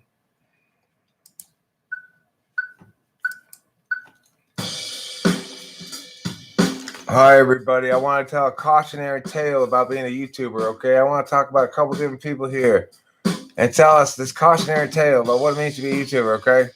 I'm going to start with a story of one tragedy, a great tragedy. by the name of EJRND. A very long time ago, I was here at YouTube and I was looking at some videos about the ENTP. What did I search for? What did I see? I saw a video by EJRND called Something About the ENTP. And I was like, hey, my ass, nuh-uh, you talking shit, dog? And here's the thing. Well, what happened was EJRND got real big in the MBTI community, talking about how various cognitive functions and types are meow. In fact, it was from him that I first heard that ENTPs use analogical reasoning instead of logical reasoning. I thought that's an insightful chat. Well, anyway, EJ,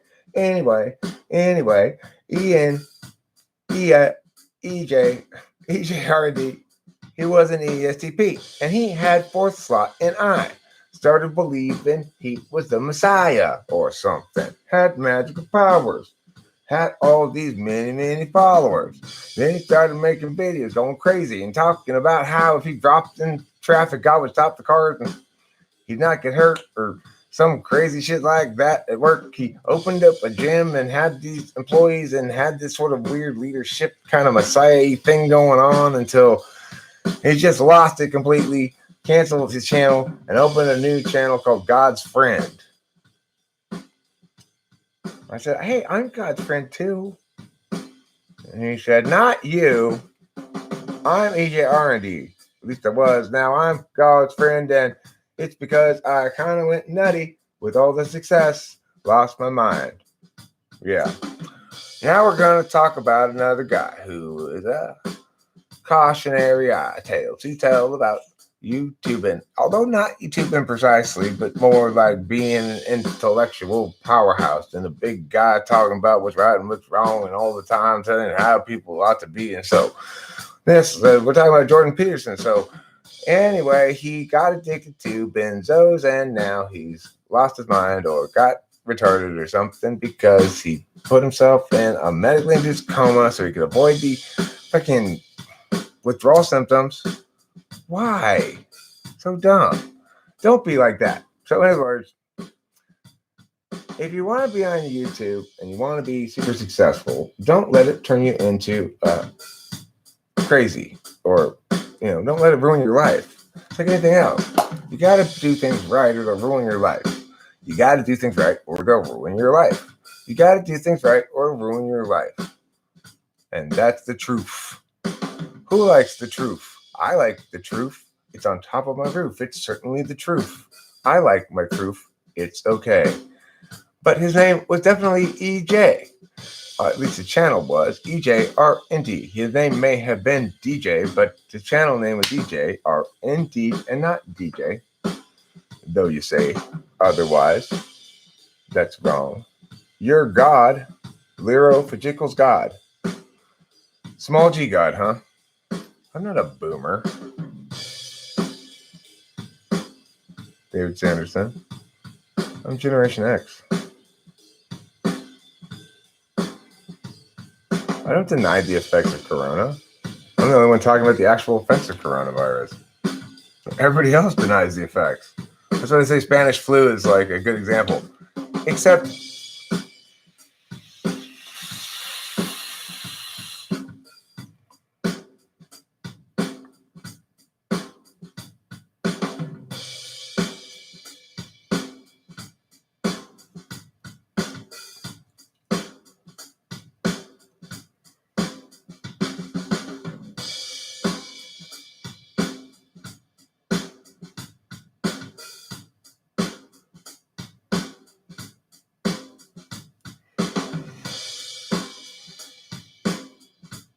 the thing is, so David Sanderson, I just want to mention that, talk to you about that thing you said there. It's interesting. It's revelatory. It's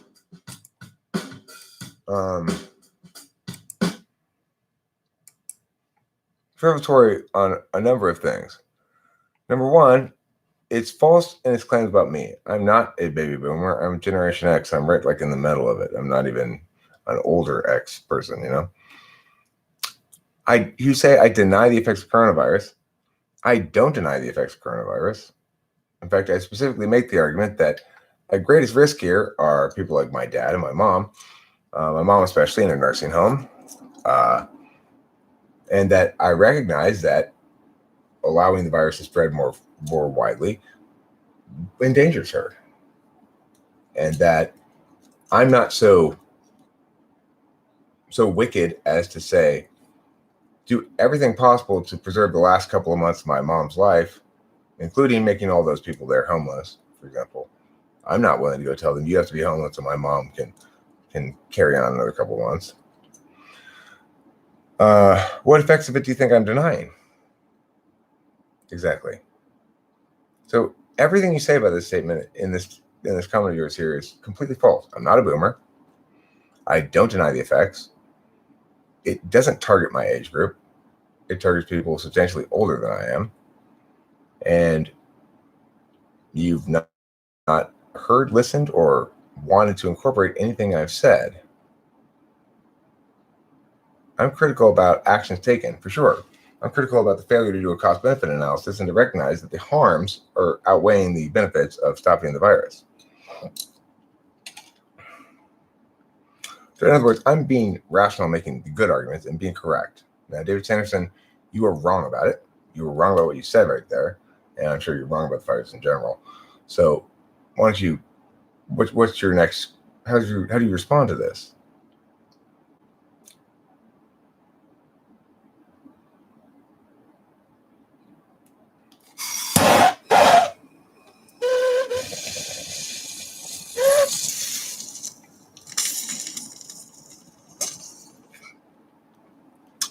Well, an ENTJ who really wanted to understand the self in a way that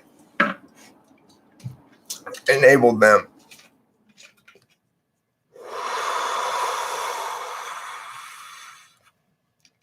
to spend time recognizing, trying to figure out what SI is.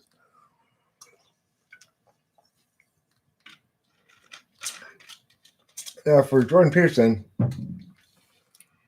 the idea of experiencing SI actively, especially negative SI actively, for an extended period of time was literally torture. It would be for me too, frankly. But because it's unconscious, he thinks he can just TE his way around it.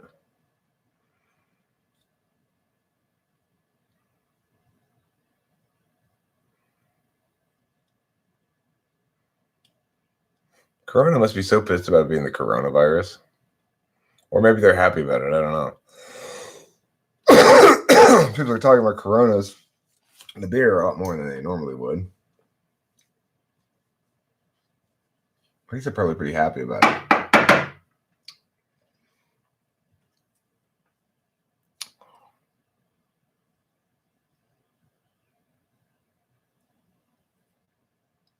Coronavirus parties.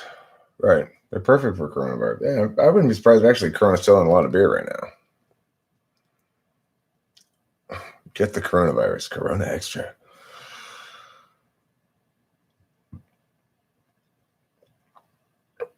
Everyone's off today from school. How fucking ridiculous. How ridiculous. So ridiculous. Just astonishingly so. This is I know, not a very exciting live stream. It's kind of bouncing around between random shit and just sort of hanging out. But, it's like, these are the virus days. What's going on? Nothing's going on. Basketball games are all canceled. School's canceled. I mean, it's fucking crazy. Like, what? Do you have any links? So a meta-analysis on the effects of the virus? To a meta-analysis on the effects of the virus? Do you have any links to a meta-analysis? No, listen, David Sanderson, I'm making some simple arguments that people who are advocating taking actions such as closing schools and stuff have a burden to meet. Namely, specifically, they have to show that the thing is going to solve an actual problem, that the benefits that it's going to attain in that solvency are going to outweigh the costs of it or the harms. And my point is they don't. That's pretty obvious. It's not, I don't need any sort of expert to tell us that. When we look at the actual impacts of the disease, and we look at the actual figures, and we realize the fatality rate on this thing is going to be less than 0.5% for sure, then there's just no excuse for this at all. We still have, additionally, to compare it to comparables and see if the level of reaction makes sense, right? So we notice that we have a bad flu going around, we don't close anything or cancel anything. Why not? Well, because it doesn't do enough serious health harm to everybody to justify it. Same thing with this. That's the truth. Now, a lot of people, like David Sanderson or whoever else, okay, but that's not that's such a horribly exaggerated figure and not even close to what we're talking about. So there's a single country that has done the most testing. The more testing is being done, remember, you're going to get the cases that are less severe. Okay? Because obviously somebody's dying from it, they're going to get tested and they're going to be a positive. And people who are very severe, they're going to get tested and they're going to be positives. But most people who aren't severe are not naturally going to get tested. And so they're not going to show up in the stats. So the actual numbers of people who have coronavirus compared against the confirmed numbers of coronavirus is going to be massively more, because coronavirus, for most people, doesn't express as something that requires you any hospitalization. Simple reality, simple logic, simple truth. We have to ask ourselves a question. How much harm are we willing to do to how many people in order to hope to prevent the spread of a virus that is literally less bad than the flu in terms of fatality rate and substantially less bad in terms of disabling rate? Most people who get it don't even feel enough symptoms to seek any kind of medical treatment. So these things are very simple and true facts. I'm not making controversial statements here about anything. I'm pointing out that those who are advocating in favor of all these crazy actions are doing massive harm to millions of people in the name of speculative caution about a disease that's not even as bad as the flu. This is a problem. There is a failure to calculate impacts. There is a failure to calculate impacts on any metric, let alone a failure to calculate them correctly, which is to say nobody's talking about probability, magnitude, and time frame. Nobody's calculating the actual economic costs and saying these matter because they harm human beings in the same way that the disease does. If I am rendering a family homeless to get grandma an extra couple months of life, then I need to be honest about that. I shouldn't just say I'm just getting grandma an extra couple months of life. That's assuming these strategies work.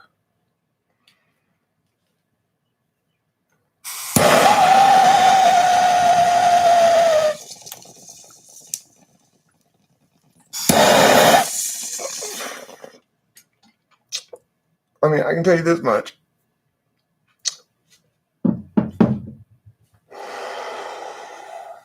I totally wish this virus was named the Talking with Famous People virus. That would be really good for my channel, I think.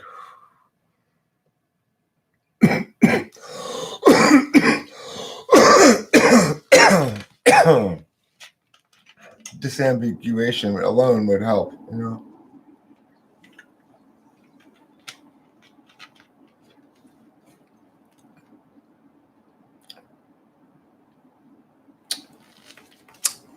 Who's they, Lero Fajikal? World Health Organization? They're just reporting the actual numbers that they have right now. But they're refusing to think about them at all.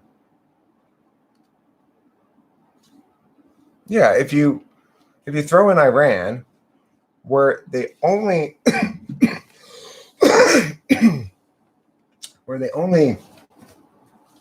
test people who definitely have it already because they're so bad, then you're right. The rate of death for that subpopulation of people infected, the worst subpopulation, is like 4 to 7%. Correct. That's if you don't test anybody but the very worst cases of it. Correct. But reality is we're looking at less than 0.5%. Mark my fucking words, by the way. Time will pass and this thing will be proved. I will be proved right about this whole fucking thing. Okay. So just for the record, mark my fucking words. This is a fucking huge failure. This Trump's declared a national emergency. There is a national emergency. The national emergency is an avalanche of stupidity burying the country in pointless precautionary. It's a precautionary clusterfuck of disaster.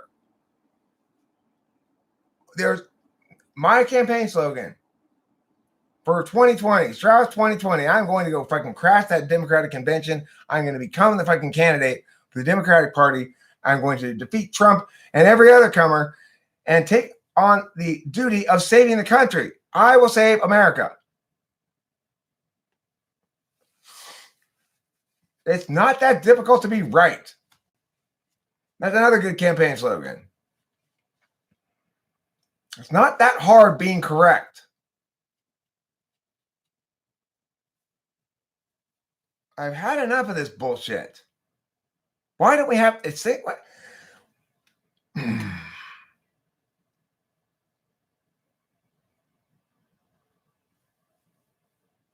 There is zero chance that this would be going down like this if I were the president. We'd be framing it in terms of a choice, a trade-off. Grandma or homeless people?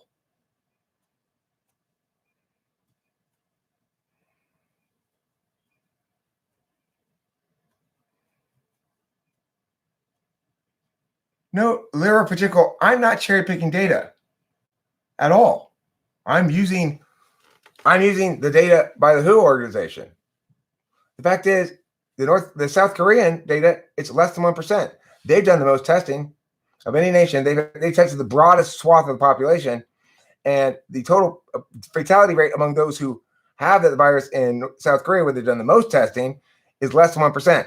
By the time they're done testing everybody, it's going to be way lower than that. That's my prediction. Okay. Now, I'm not contradicting millions of professionals. I'm pointing out that the policy advocacies that have been followed through on here in response to the actual data are insane. That the policy advocacy makes no sense. It doesn't consider the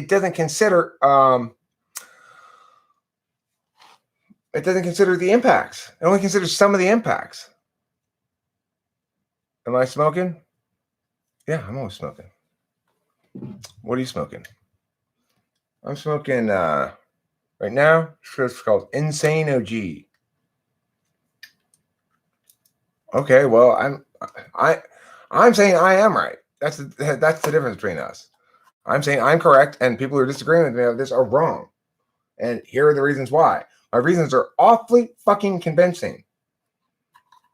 When people talk to me about it for a while, they go, wait, but you're supposed to be crazy talking nonsense about the virus, and I'm supposed to be wagging my finger at you. The fuck you are.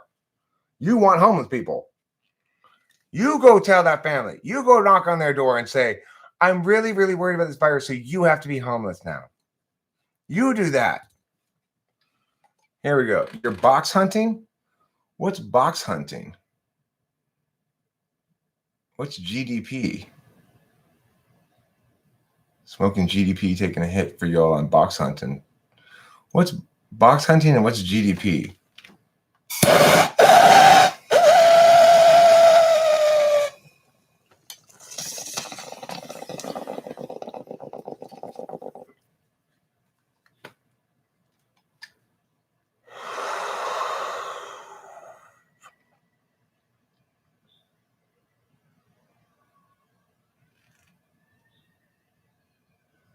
Oh, GDP is a strain? Does it stand for something? Granddaddy Purple? Oh, okay. Yeah. Right, gotcha. I came up with it at the last second.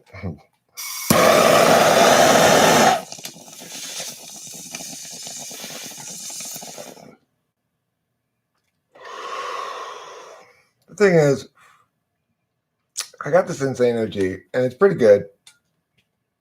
Not bad. I'd be happy with it if it was the only thing I got. I also got this Gucci, which I'm not happy with. It's too flowery tasting. I don't like. Oh, your box hunting. I see. Um, you might also call that smoke havening.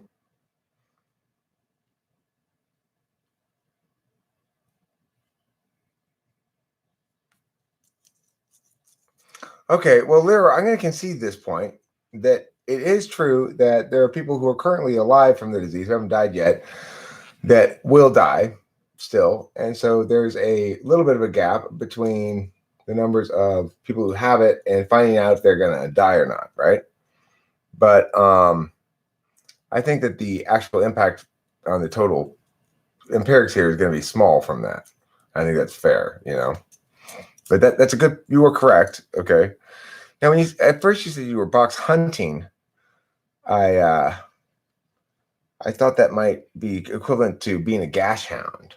I don't know if you're familiar with the expression gash hound. But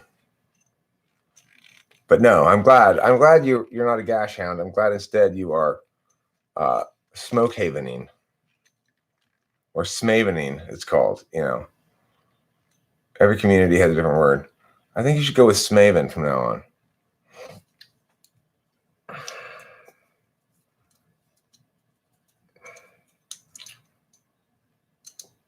Do you know what I have to do tonight? Later on, I'm not gonna lie.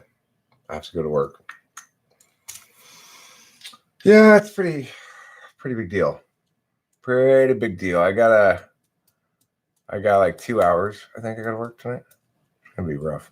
Weed is legal, correct. I got this at a store down in the actually way the fuck over on the west side. I had to go to get this because I wanted to get a weed store that was open like at midnight or later, you know, like 1 a.m. It actually wasn't that late, but I needed to go there because I was where I was, and so they were open. This store I went to last time to get these weeds, it opens at 6 p.m. and it closes at 3 a.m., which is really smart hours. Hotboxing, I think, is the universal term for it. What do I do for a living? I'm a debate coach. I coach competition, flow debate, competition, flow debate. And right now we're debating about nuclear weapons. Who'd like to debate about nuclear weapons? Who would like to get a nuclear weapon into their pants? Anybody? Jumping the gun. That's one way to put it.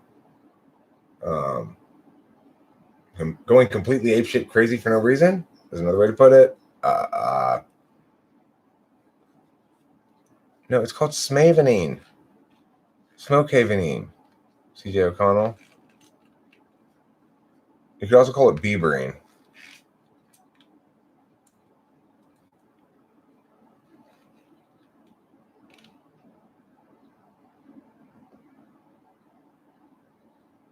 You could also call it tongue punching Bieber's tonsils. I can disagree slightly with you on this, but I can see you are amazing at debating. It's fun. Yeah, thanks, Lero. Box hunting or box hunt?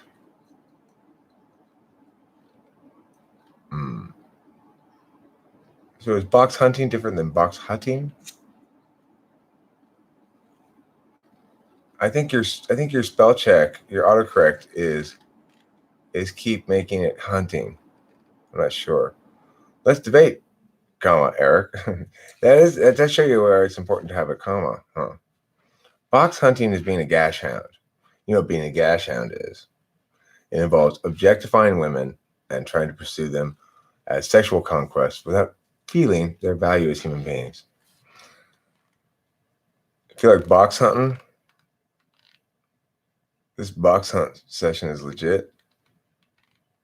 Is that what you say to a girl? I feel like box hunting. It seems like bringing the girl home would be the end result of the box hunt. Totally unacceptable. I agree. I'm not in favor of these terms. I'm just saying, look, I'm in favor of respecting women, not reducing them to their genitals, um, you know, not calling them vagina pussingtons, not calling them boobs McGinty or big tits or tits and badge or ass badge and tits or any of those things. I'm not referring to them as just their sexual organs or as a hump recipient or pokey vaginistas.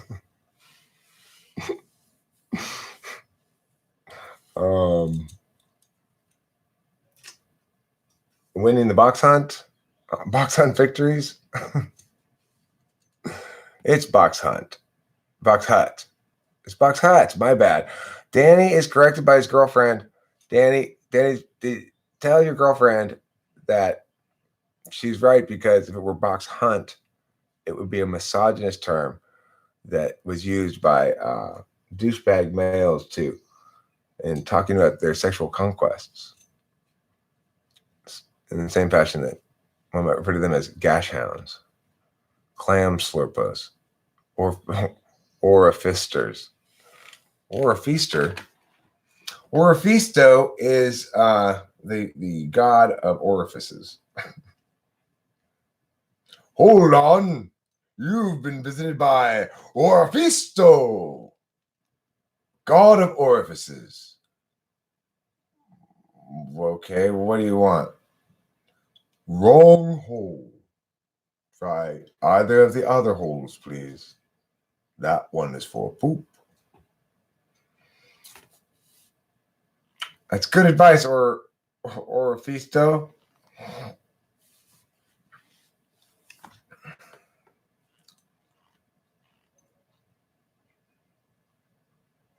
You're welcome.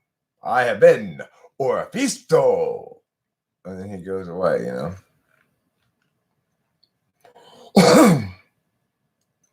He pops into existence in people's rooms. Psh, hold on. Yes, it's me, Oriphisto. That nostril's one direction only, and it goes out, okay? Yes, it's a gigantic nostril she's got. I would want to do that too, but no, don't do it. You'll stretch out a nostril for one thing. You're welcome. I have been Oriphisto. Can you put lipstick on an orifice? That sounds like a question for Oriphisto. It depends. The lips do not represent an orifice, but the mouth does. Something to muse upon. I've been Oriphisto. Well, Oriphisto, you're quite a colorful character. So, you've got a lot of opinions about orifices, I guess, huh? Yes, I do. I see. And do you have actually any power besides disappearing and appearing in places? I give instructional talks. Is it superpowered in some ways? Does it hypnotize people? Well, I would assume. You don't ever stick around to find out whether they listen to you, do you? Well, I assume they do. Of course they do. I'm Oriphisto, god of orifices. You're so much of a god of orifices, are you? Yes. You're more like a judgy guy of orifices. Hey, one of your audience's members has referred to the vagina as a meat purse. You don't like that, huh? Oriphisto doesn't like that. Well, what are you going to do about a god of orifices? Ban him. Hide him from the channel. No, I'm not going to. You have to. I'm Orphisto. See, you're not really a god at all. You're just a scoldy guy who can disappear and appear places. Oh, Orphisto sad. I'm sorry, Orphisto. I didn't mean to bust your chops. You're right about the wrong hole thing, though. You're not supposed to put your penis in there. That's where the poop comes out of. Everybody knows that. That's a good way to spread corona. Don't spread coronavirus with your anal sex, please. Don't spread coronavirus with the anal sex, please. Can you imagine if if the World Health Organization or some other organization like that said, listen, everybody needs to stop having sex right now. Just stop it, because this is how this virus is going to get spread. I don't need young people dating each other at all. Just stay away from each other. You stay away from the orifices. You can easily enough spread this virus by any sort of orifice to penis contact or any kind of vagina to anything contact. The sexual in nature is the virus loves those warm, damp places and gets right in there, and you can all of a sudden you got COVID. So, being up close to that person, also you breathe in their face, and they're gonna get COVID from you. So, please, everybody, stop having sexual intercourse. How's that gonna work? How's it gonna work? Who wants to stop having sexual intercourse? Is everybody gonna be like, okay, fine, we're gonna stop having sexual intercourse? Unless you've been with the person for at least 2 years, it's the only way you can be sure they're not a carrier of coronavirus. Okay, so unless you've been with them for 2 years, please, no sexual intercourse. What are people gonna say if the government said that? Please just don't do it. It was no law or anything. We're just asking, please. We're requesting. It's important.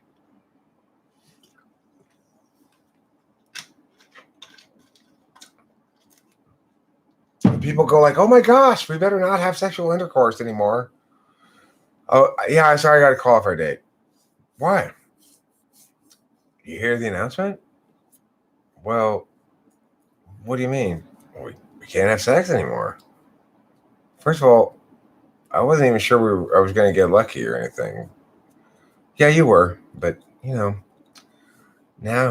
the government says we shouldn't have sex, so I don't even want to go on a date. So wait, you only wanted to go on a date with me to have sex with me? Pretty much. I guess now it's all out in the open. Thanks, government. But why are you obeying the government on this? Hold on. Wait, Julie, hold on here. Hold on. Let's not get too hasty here. Come on now. Are you sure that we really need to do this to avoid? I mean, you might have the coronavirus. Listen, what happens if I have sex with you and you have the coronavirus, and then I get the coronavirus, and then I end up going back home, and on the way home I stop by Burger King, and someone's at the Burger King, and they had a compromised immune system, and they die, and it's my fault. What if that? That kind of reasoning is driving the bus here. It's insane. It's absolutely insane. I've got my philosophy paper, writing about things that are abstract. What you philosophizing about, picking in your paper? How you telling us what's bad? What you doing there, Bacon?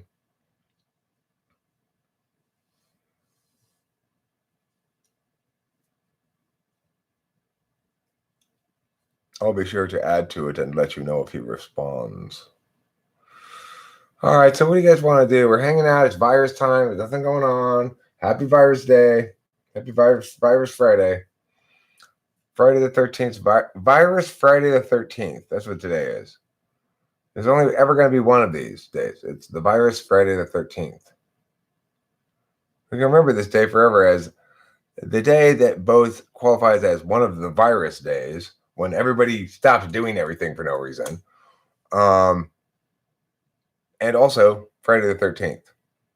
Do you think those luck vector things cancel each other out?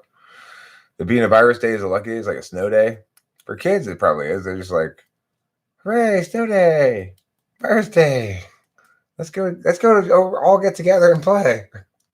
I hope they do. I hope all the kids at school just get together and play all day, so that there's no net impact at all. A scary story, huh? Okay, I will tell you a scary story. If we're gonna do scary story, then I have to turn off these lights. I think though. All right, let me pull a bong rip here, and then I'll tell a scary story.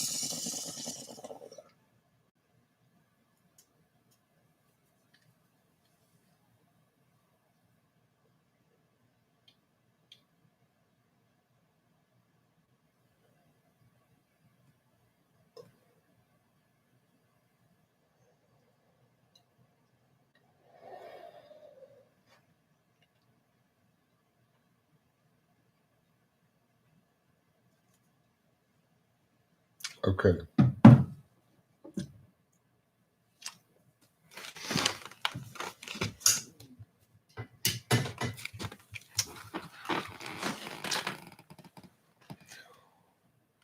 Once upon a time, there was a young family, a father, a mother, a son, and a daughter. They were known as the Persimmon family. And they had to move to a rather remote location in Canada, a small village called Clarksville in Saskatchewan. And the reason they had to move was the father was taking a position there as a geologist to study some volcanic activity. The family, of course, acquires a residence there, and it's a very old house that's quite substantial home, almost mansionish, and somewhat rather larger than the other homes in the vicinity, and yet vacant and standing free. They talk to the real estate agent when they get there, and there's a couple of houses available, but all in the same price range, including this one. This one's substantially larger, substantially better, and so they go check it out. It's got beautiful hardwood floors, vaulted ceilings, and 2 stories plus an attic and a basement, and fairly large yards. It's somewhat isolated from the rest of the town on a hill, and behind it, a dark forest. The family asks, "Why is this house?" I don't mean to look a gift horse in the mouth there, but what is it about this house that? Why isn't it more expensive than the other ones? It's so much nicer. And the real estate agent says, "Well, it's got some local history. It's kind of a spooky old place.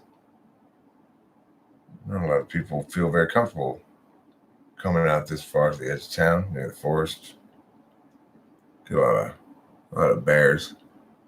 Got to keep those kids out of the yard."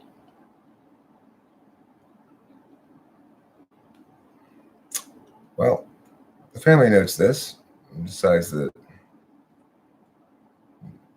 okay, well, we'll think about it. They go back to their hotel for the night, and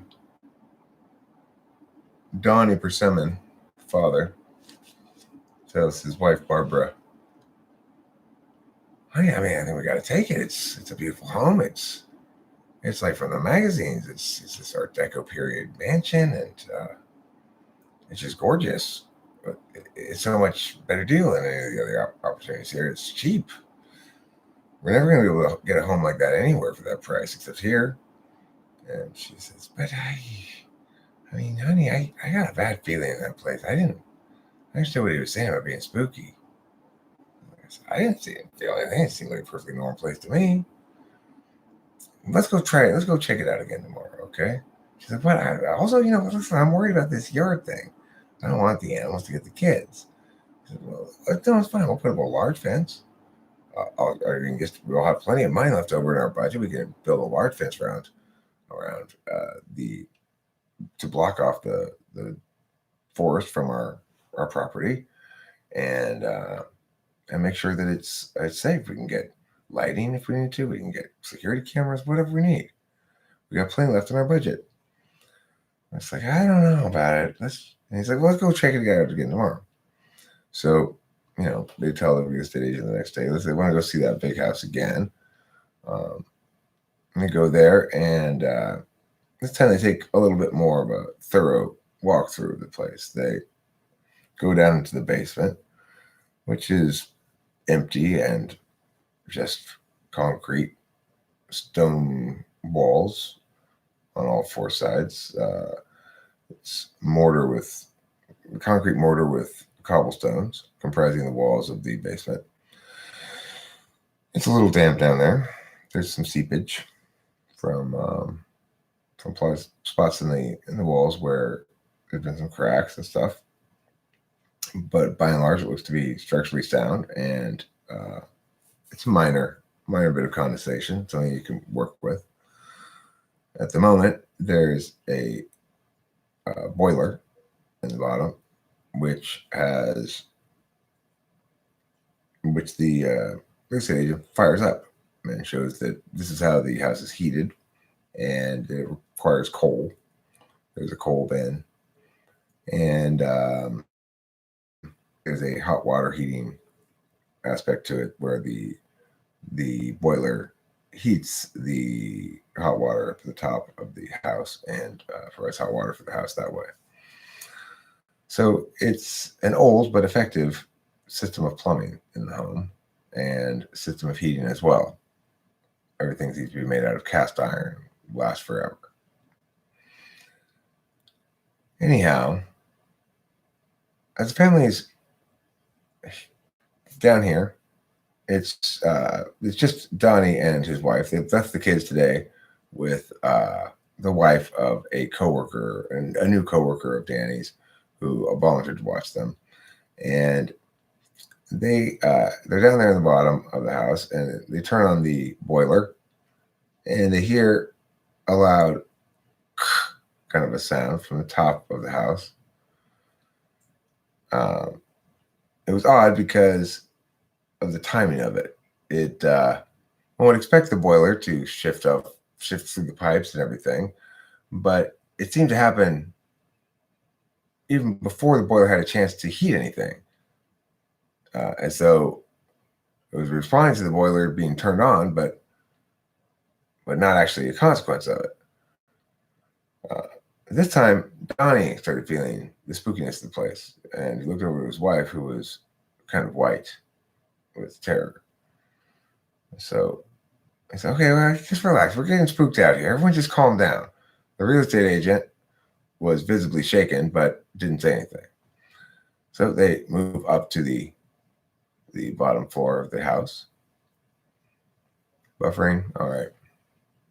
Let me know when it's not buffering anymore.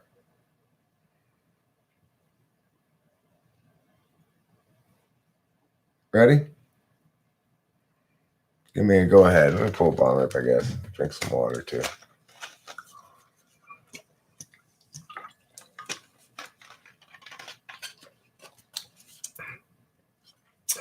We doing okay? All right. Here we go. So,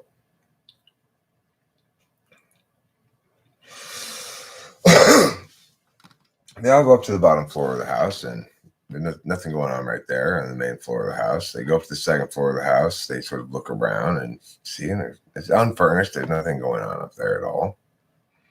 And so obviously all their eyes turn upwards to the attic, and they go to the spot in the hall where there's a drop down ladder. If you open the hatch in the roof and the ceiling, the ladder pulls down and you can climb up into the attic. Now,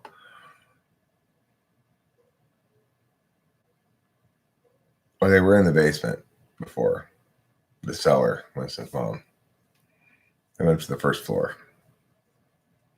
From the cellar to the first floor. Now, remember, they've lit the boiler down below and put a little bit of coal in it to sort of demonstrate it working. So they can now hear from below the sounds of the pipes creaking around the house as things are heating up. It's a fairly chilly day. And so they're hearing lots of little normal, natural sort of creaking old house sounds. And it's both kind of reassuring and also it's juxtaposes strikingly against the sound they'd heard before, which was not of that sort. We are all getting ourselves worked up for nothing here, says Donnie to the real estate agent and his wife. I can tell we're all nervous. Look at us. We're all shaking. We're all standing all close together. Everyone, we need to relax. So there was a noise. Probably a bird hit the window or something. Come on. We got to be serious here. This is ridiculous. Nothing's going on in this house here. We lit the boiler. It's making old house noises. Let's just go up into the attic. So they open the trapdoor. They pull down the ladder. And they look up there. And it's darker than it ought to be, it seems like, for the time of day, given that it's fairly light outside. So Donnie concludes, well, there must not really be any windows up there, although he seems to recall there being windows from the outside at the top of the building. So it's pretty dark up there, he says. And his wife's like, Donnie, I'm just not comfortable right now. I'm going back to the car. I'm getting out of here. And Donnie said, okay, sweetie, just go outside. Fine, go have a cigarette or something. And she said, Donnie, I don't smoke. Neither do you. He said, well, take it up. Take up smoking. Why don't you? I always asking you to take up smoking. And you never listen to me.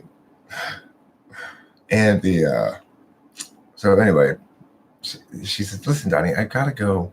I gotta get outside. I gotta get out of here. This is crazy. I feel really stressed out. I feel really spooked out. I don't know. I do not feel good about this place. And so she goes outside. And he said, okay, go outside, honey. I'll see you outside later. I'm just gonna go check outside up here real quickly, and then I'll see you outside, okay?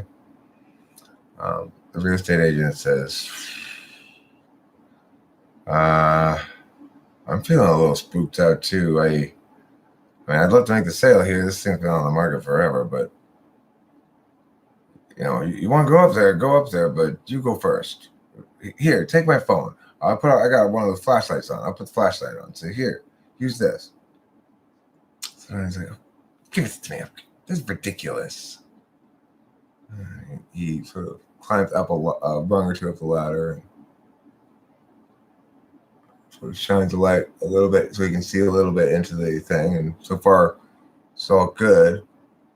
Turns it around and you can't really see this direction at all or that direction, but he's trying. He doesn't see anything like sticking his head out or anything. Goes up another rung of the ladder. Peers in there like so. A little bit. And he's not seeing anything as far as he can tell. Goes up another rung of the ladder. His head up above it just a little bit. And he sees something appear to move, but no, I think that's just a shadow. And he looks up and okay, there's nothing up here. And it's mostly empty. There's a cardboard box. It's old tattered cardboard box in one of the corners.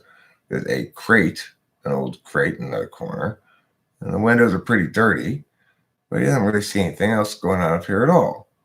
And he climbs, there's nothing up here at all. He climbs up there and he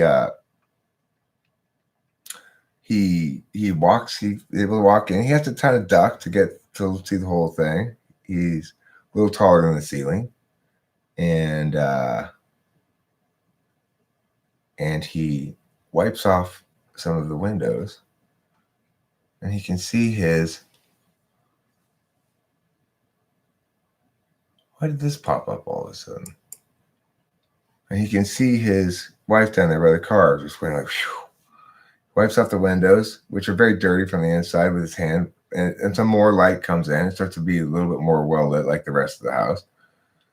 And then he goes a little further, gets his shirt and does this to wipe up the windows, and gets as much light into the place as he can, and it's starting to look like a regular place, you know.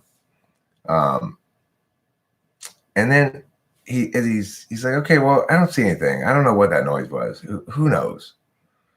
It doesn't matter. We're just freaking ourselves out. There's nothing wrong with this place up here.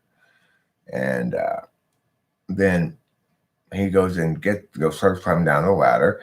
And then right as he's about to close the hatch, he hears quite loud and quite near him another kind of a sound.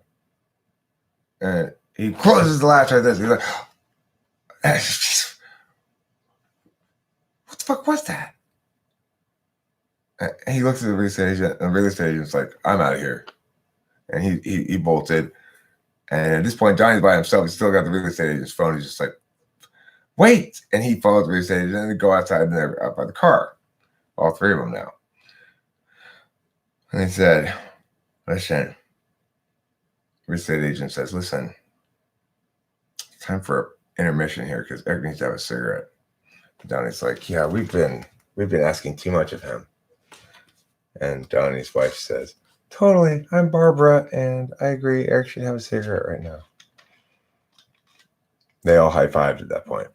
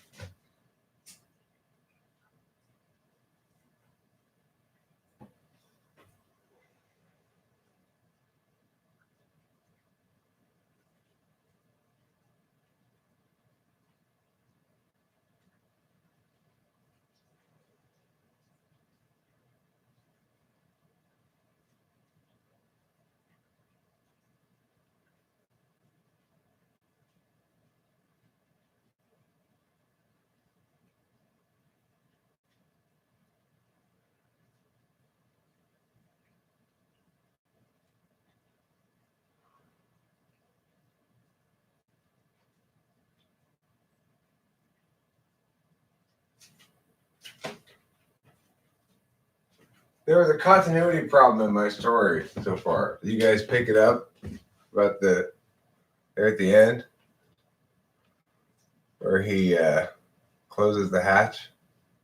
It doesn't make sense because it opens going down, and the ladder comes out, and he's on the ladder, and then he hears noise and he closes the door. It's not possible because the ladder is preventing the door from closing. So he must have left the ladder there and just run out, you know. See what I'm saying? Did anybody else catch that? I'm curious.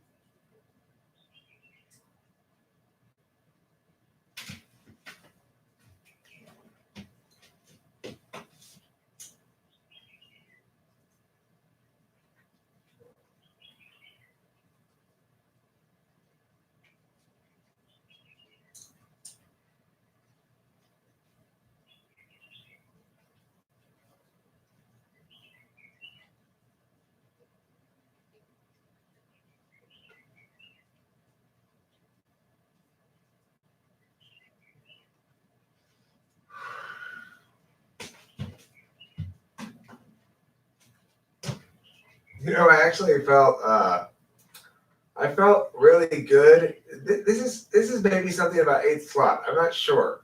It may be that people feel like being praised about their eighth slot function. So because like I was telling the story about how I'd gone jogging because I want to not run out of breath so much when I have sexual intercourse with Rachel. And Hi, beauty. Oh, my poor kitty friend has a broken foot. I know. So limpy lumpkins. I'm sorry, baby. I'm sorry you're hurt. My precious angel. Give it a couple days. If it doesn't get better, I'm taking you to the bed. Oh, my poor baby. Oh, my PNP. My Royal Highness Capillo. There's water for you right there. There's food over here if you want it. It's closer to you. You're gonna try to go outside and go pee? I don't think you want it. It's raining right now. My precious angel. Oh, my poor PNP. I love you so much. I'm sorry you're hurt.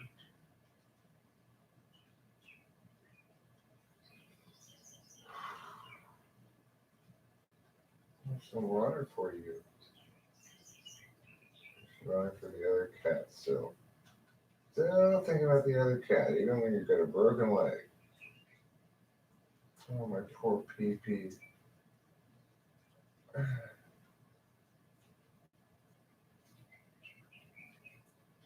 I might have to take her to the vet on this one. I'm not sure. I don't know where she's going right now. I guess she's going to the bathroom. Thank you for going poo outside, PP. I appreciate it. I guess that's improvement because she went on the paper towel inside the kitchen last night, which is nice of her to not go in here, on the carpet.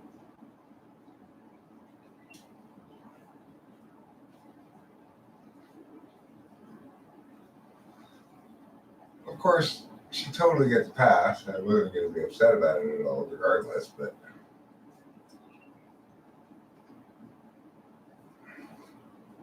she's got SI problems. I have to heal her with love, at least, if not veterinarian medicine. We'll see about that. It's going to be expensive, but what are you going to do? I think I should take her to the vet.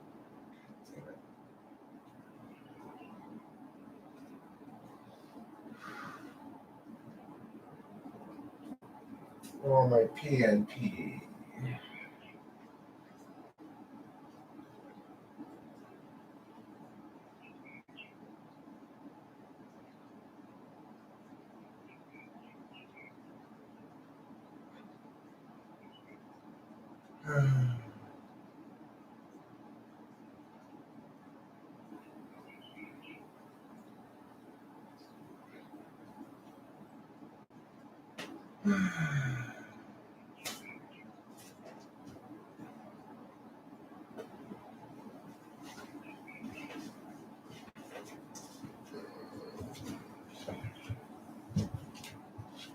I feel so sad for her.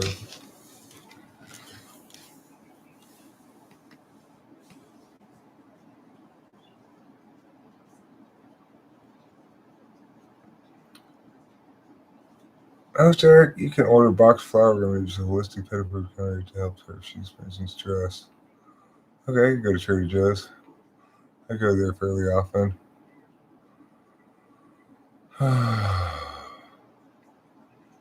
She'll be okay. Um, she's very injured, but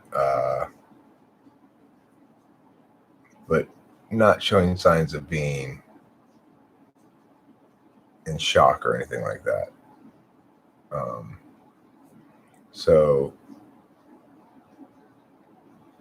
I'll probably take her to the vet. I'll think about it a little bit more, and I'll probably take her.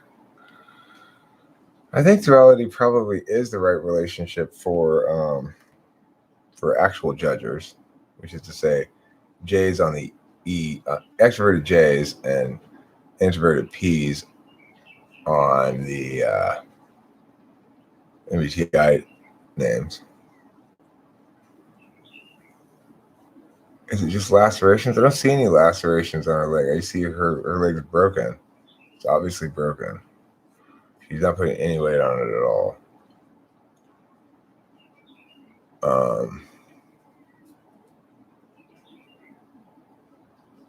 Well, I'm in what's known as, I think, the Mirage relationship.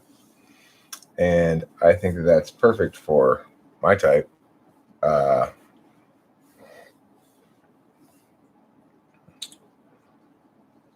so I think that anything other than an INFJ is the wrong type for an ENTP. Does that apply to other types? I'm not sure. It's like some things, it seems as though the logic is not necessarily as symmetrical as people always want it to be. Like, it would be nice if there was a universal answer for this question. Like, what's the best type for you? Is it the Mirage, the dual? Man, it may be dependent on the type. I mean, I'm not sure. I know that Mirage is best for me. It makes sense that Mirage would be best for me because I do think that 2-3 thing is appropriate, which is to say, like, my tool function being your third being my tool. I gotta close the door. This cool air is getting me. Maybe needs to come back in. My PMP.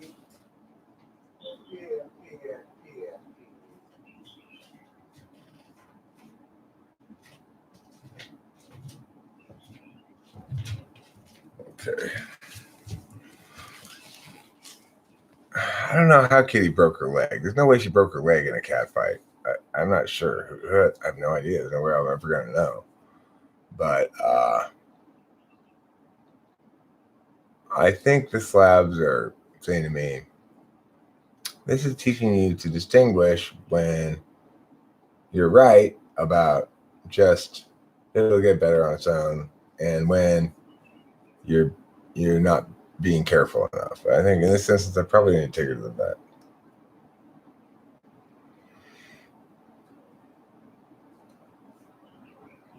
I don't know if kids run into a coyote or not.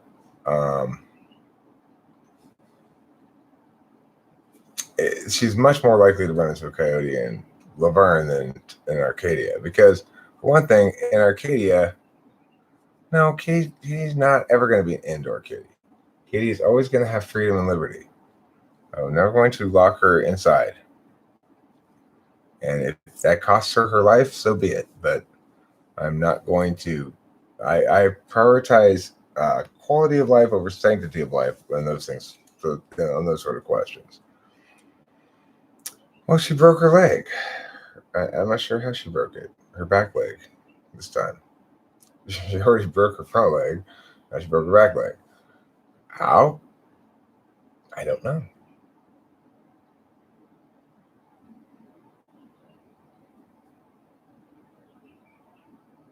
I had the same attitude with my dog. And eventually it killed her. Although the actual instance when she was out like that, it wasn't for anything like that reason. It was a hot day, and he needed to make sure Compton could get back in. I was trying to catch Compton and lock them both inside that day. I couldn't catch Compton. I had to go to work.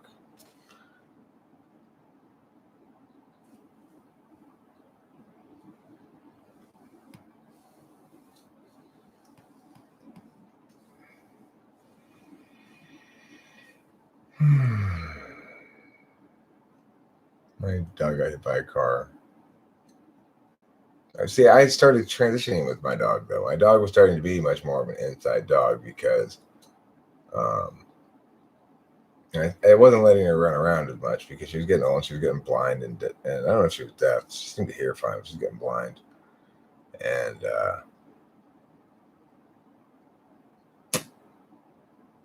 best laid plans, As far as the cat is still quite young. The cat is not even 3 or 4 years old. When the cat gets to be 10 or 12 years old or something like that, okay, fine. Then you start talking about it. The cat, but that will naturally happen, As it is, Kitty spends a lot of time in here with me. She usually spends every night in here with me. And when she's not in here at night, then I'm like, uh-oh. Like, that night when she was gone, I was worried about her. I called out the door to her on multiple occasions because she's normally in here. And sure enough, she comes back limping, injured again, just like the last time she was not here during the night all night. If she's gone all night, then like sometimes she'll be gone for part of the night and then she'll come scratch the door in the middle of the night or whatever. If she's gone still by 3 or 4 in the morning, something's wrong. What are ISTJ for INTJ or INFP? I don't understand what you're saying.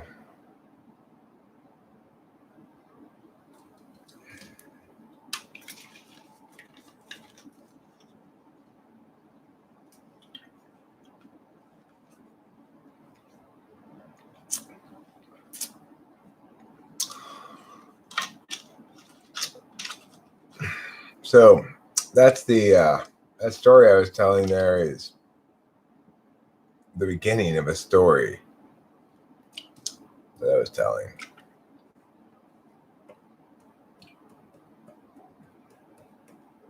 It's got the classic horror movie, right? You got your house, you got your whatevers.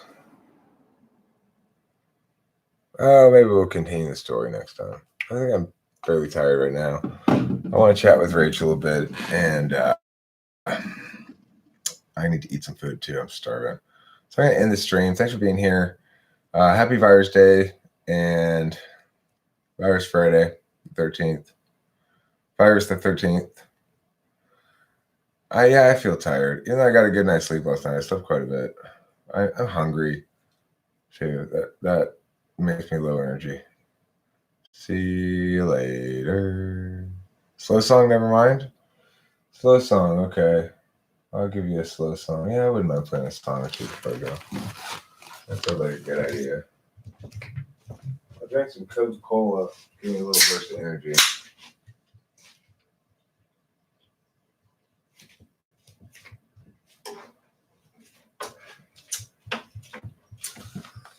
Yeah, a little Coca-Cola helps. Actually, not Coca-Cola.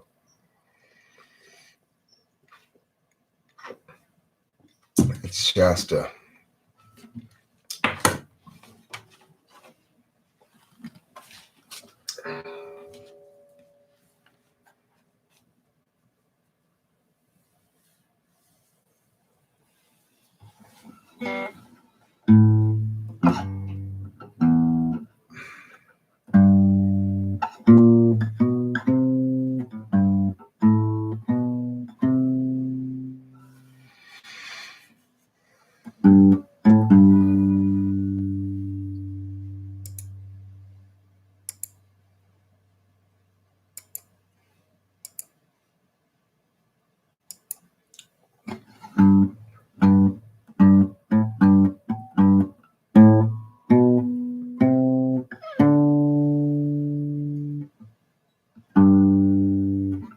When the panicking waves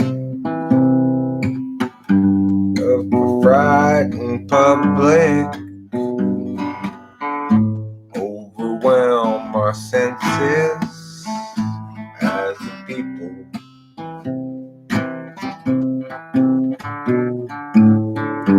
it becomes pretty obvious how the language we use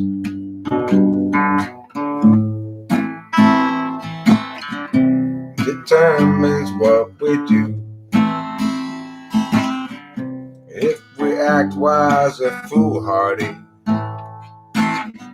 have a virus party, go to the store and buy some stuff, perhaps the most anybody could do to mitigate the harms of this virus too. Have a big get together and have a party.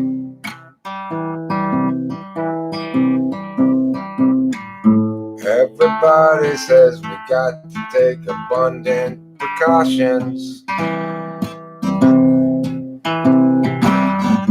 Men are incautious in their choices, one after another.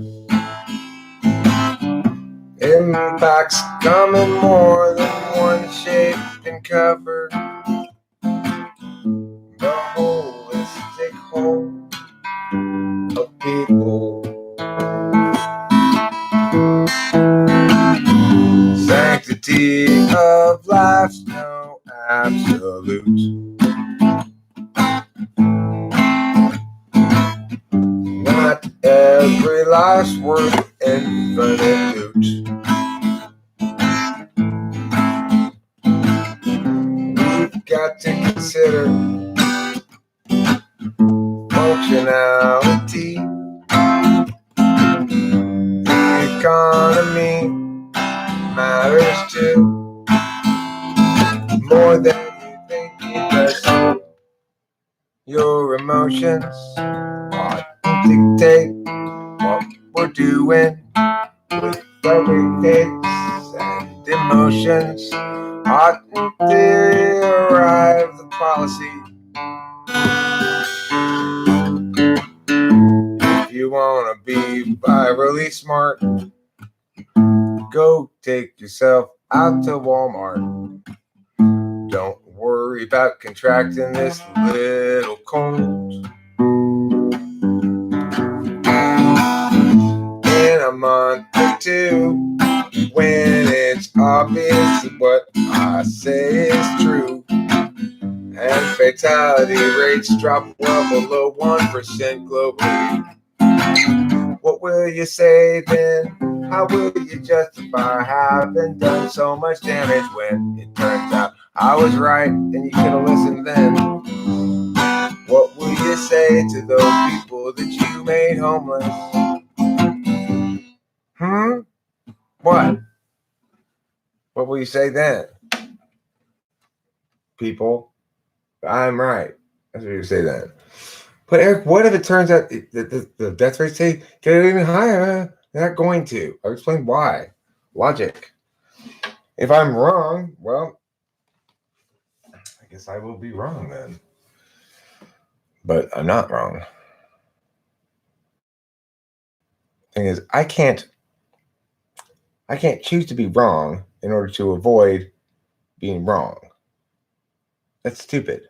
I just won't do that. Yeah, but if you are wrong later, then it'll turn out you're really fucked up because you were arguing putting people at risk. Even then, my central point is do the impact calculus, make a wise decision about the fucking thing, and actually factor in consequences.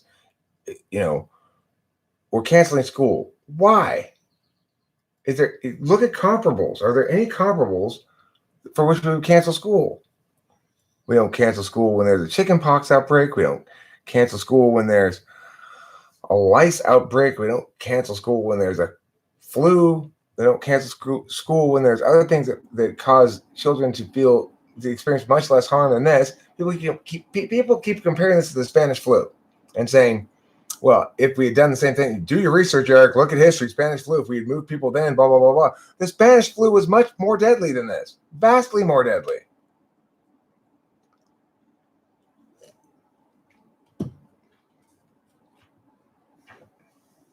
Dramatically worse. Looking at history, then we would say, okay, if things were that bad, we ought to do that. But since they're not like that at all, and they're more like a regular flu, or even less than that, they're more like the common cold for most people, and it only kills the very elderly and sickly. Well, that's kind of a dream pandemic where we just let that thing run its course and don't worry about it. Treat people who get sick, do the best we can with it, weather through, and don't try to destroy society in order to prevent a little bit of harm to society. You know what I'm saying? It's like, I'm a COVID survivor. I was sneezing for like 3 days, dog. Seriously. I had a runny nose. I had a cough. It was awful. You should have been just a cold. That's what I thought too, but they tested me and said, no, it's COVID. So why don't you just put cold survivor? Because, when I thought it was just a cold, I wasn't proud of myself. But once I learned that it was actually COVID, I thought, Jesus Christ, I survived this? That's why I get to wear the green ribbon. COVID survivor. Yeah, okay. You survived the sniffles? Mm-hmm. And a cough, huh? I survive that every day with my allergies and my smoking. I have a cold, but they don't test everyone, just quarantine them. No, I haven't eaten lunch. I need to. That's why I'm about to leave here. I was about to leave, Octavio Silva. So see you later. You got here in the nick time to see me leave. Remember the cheese eating. If you haven't been keeping up with that, I'm not sure. I haven't been checking back on you guys to make sure you've been keeping up with it. So if you haven't been, double down on that cheese eating. Bye. Talk to you later. Yeah.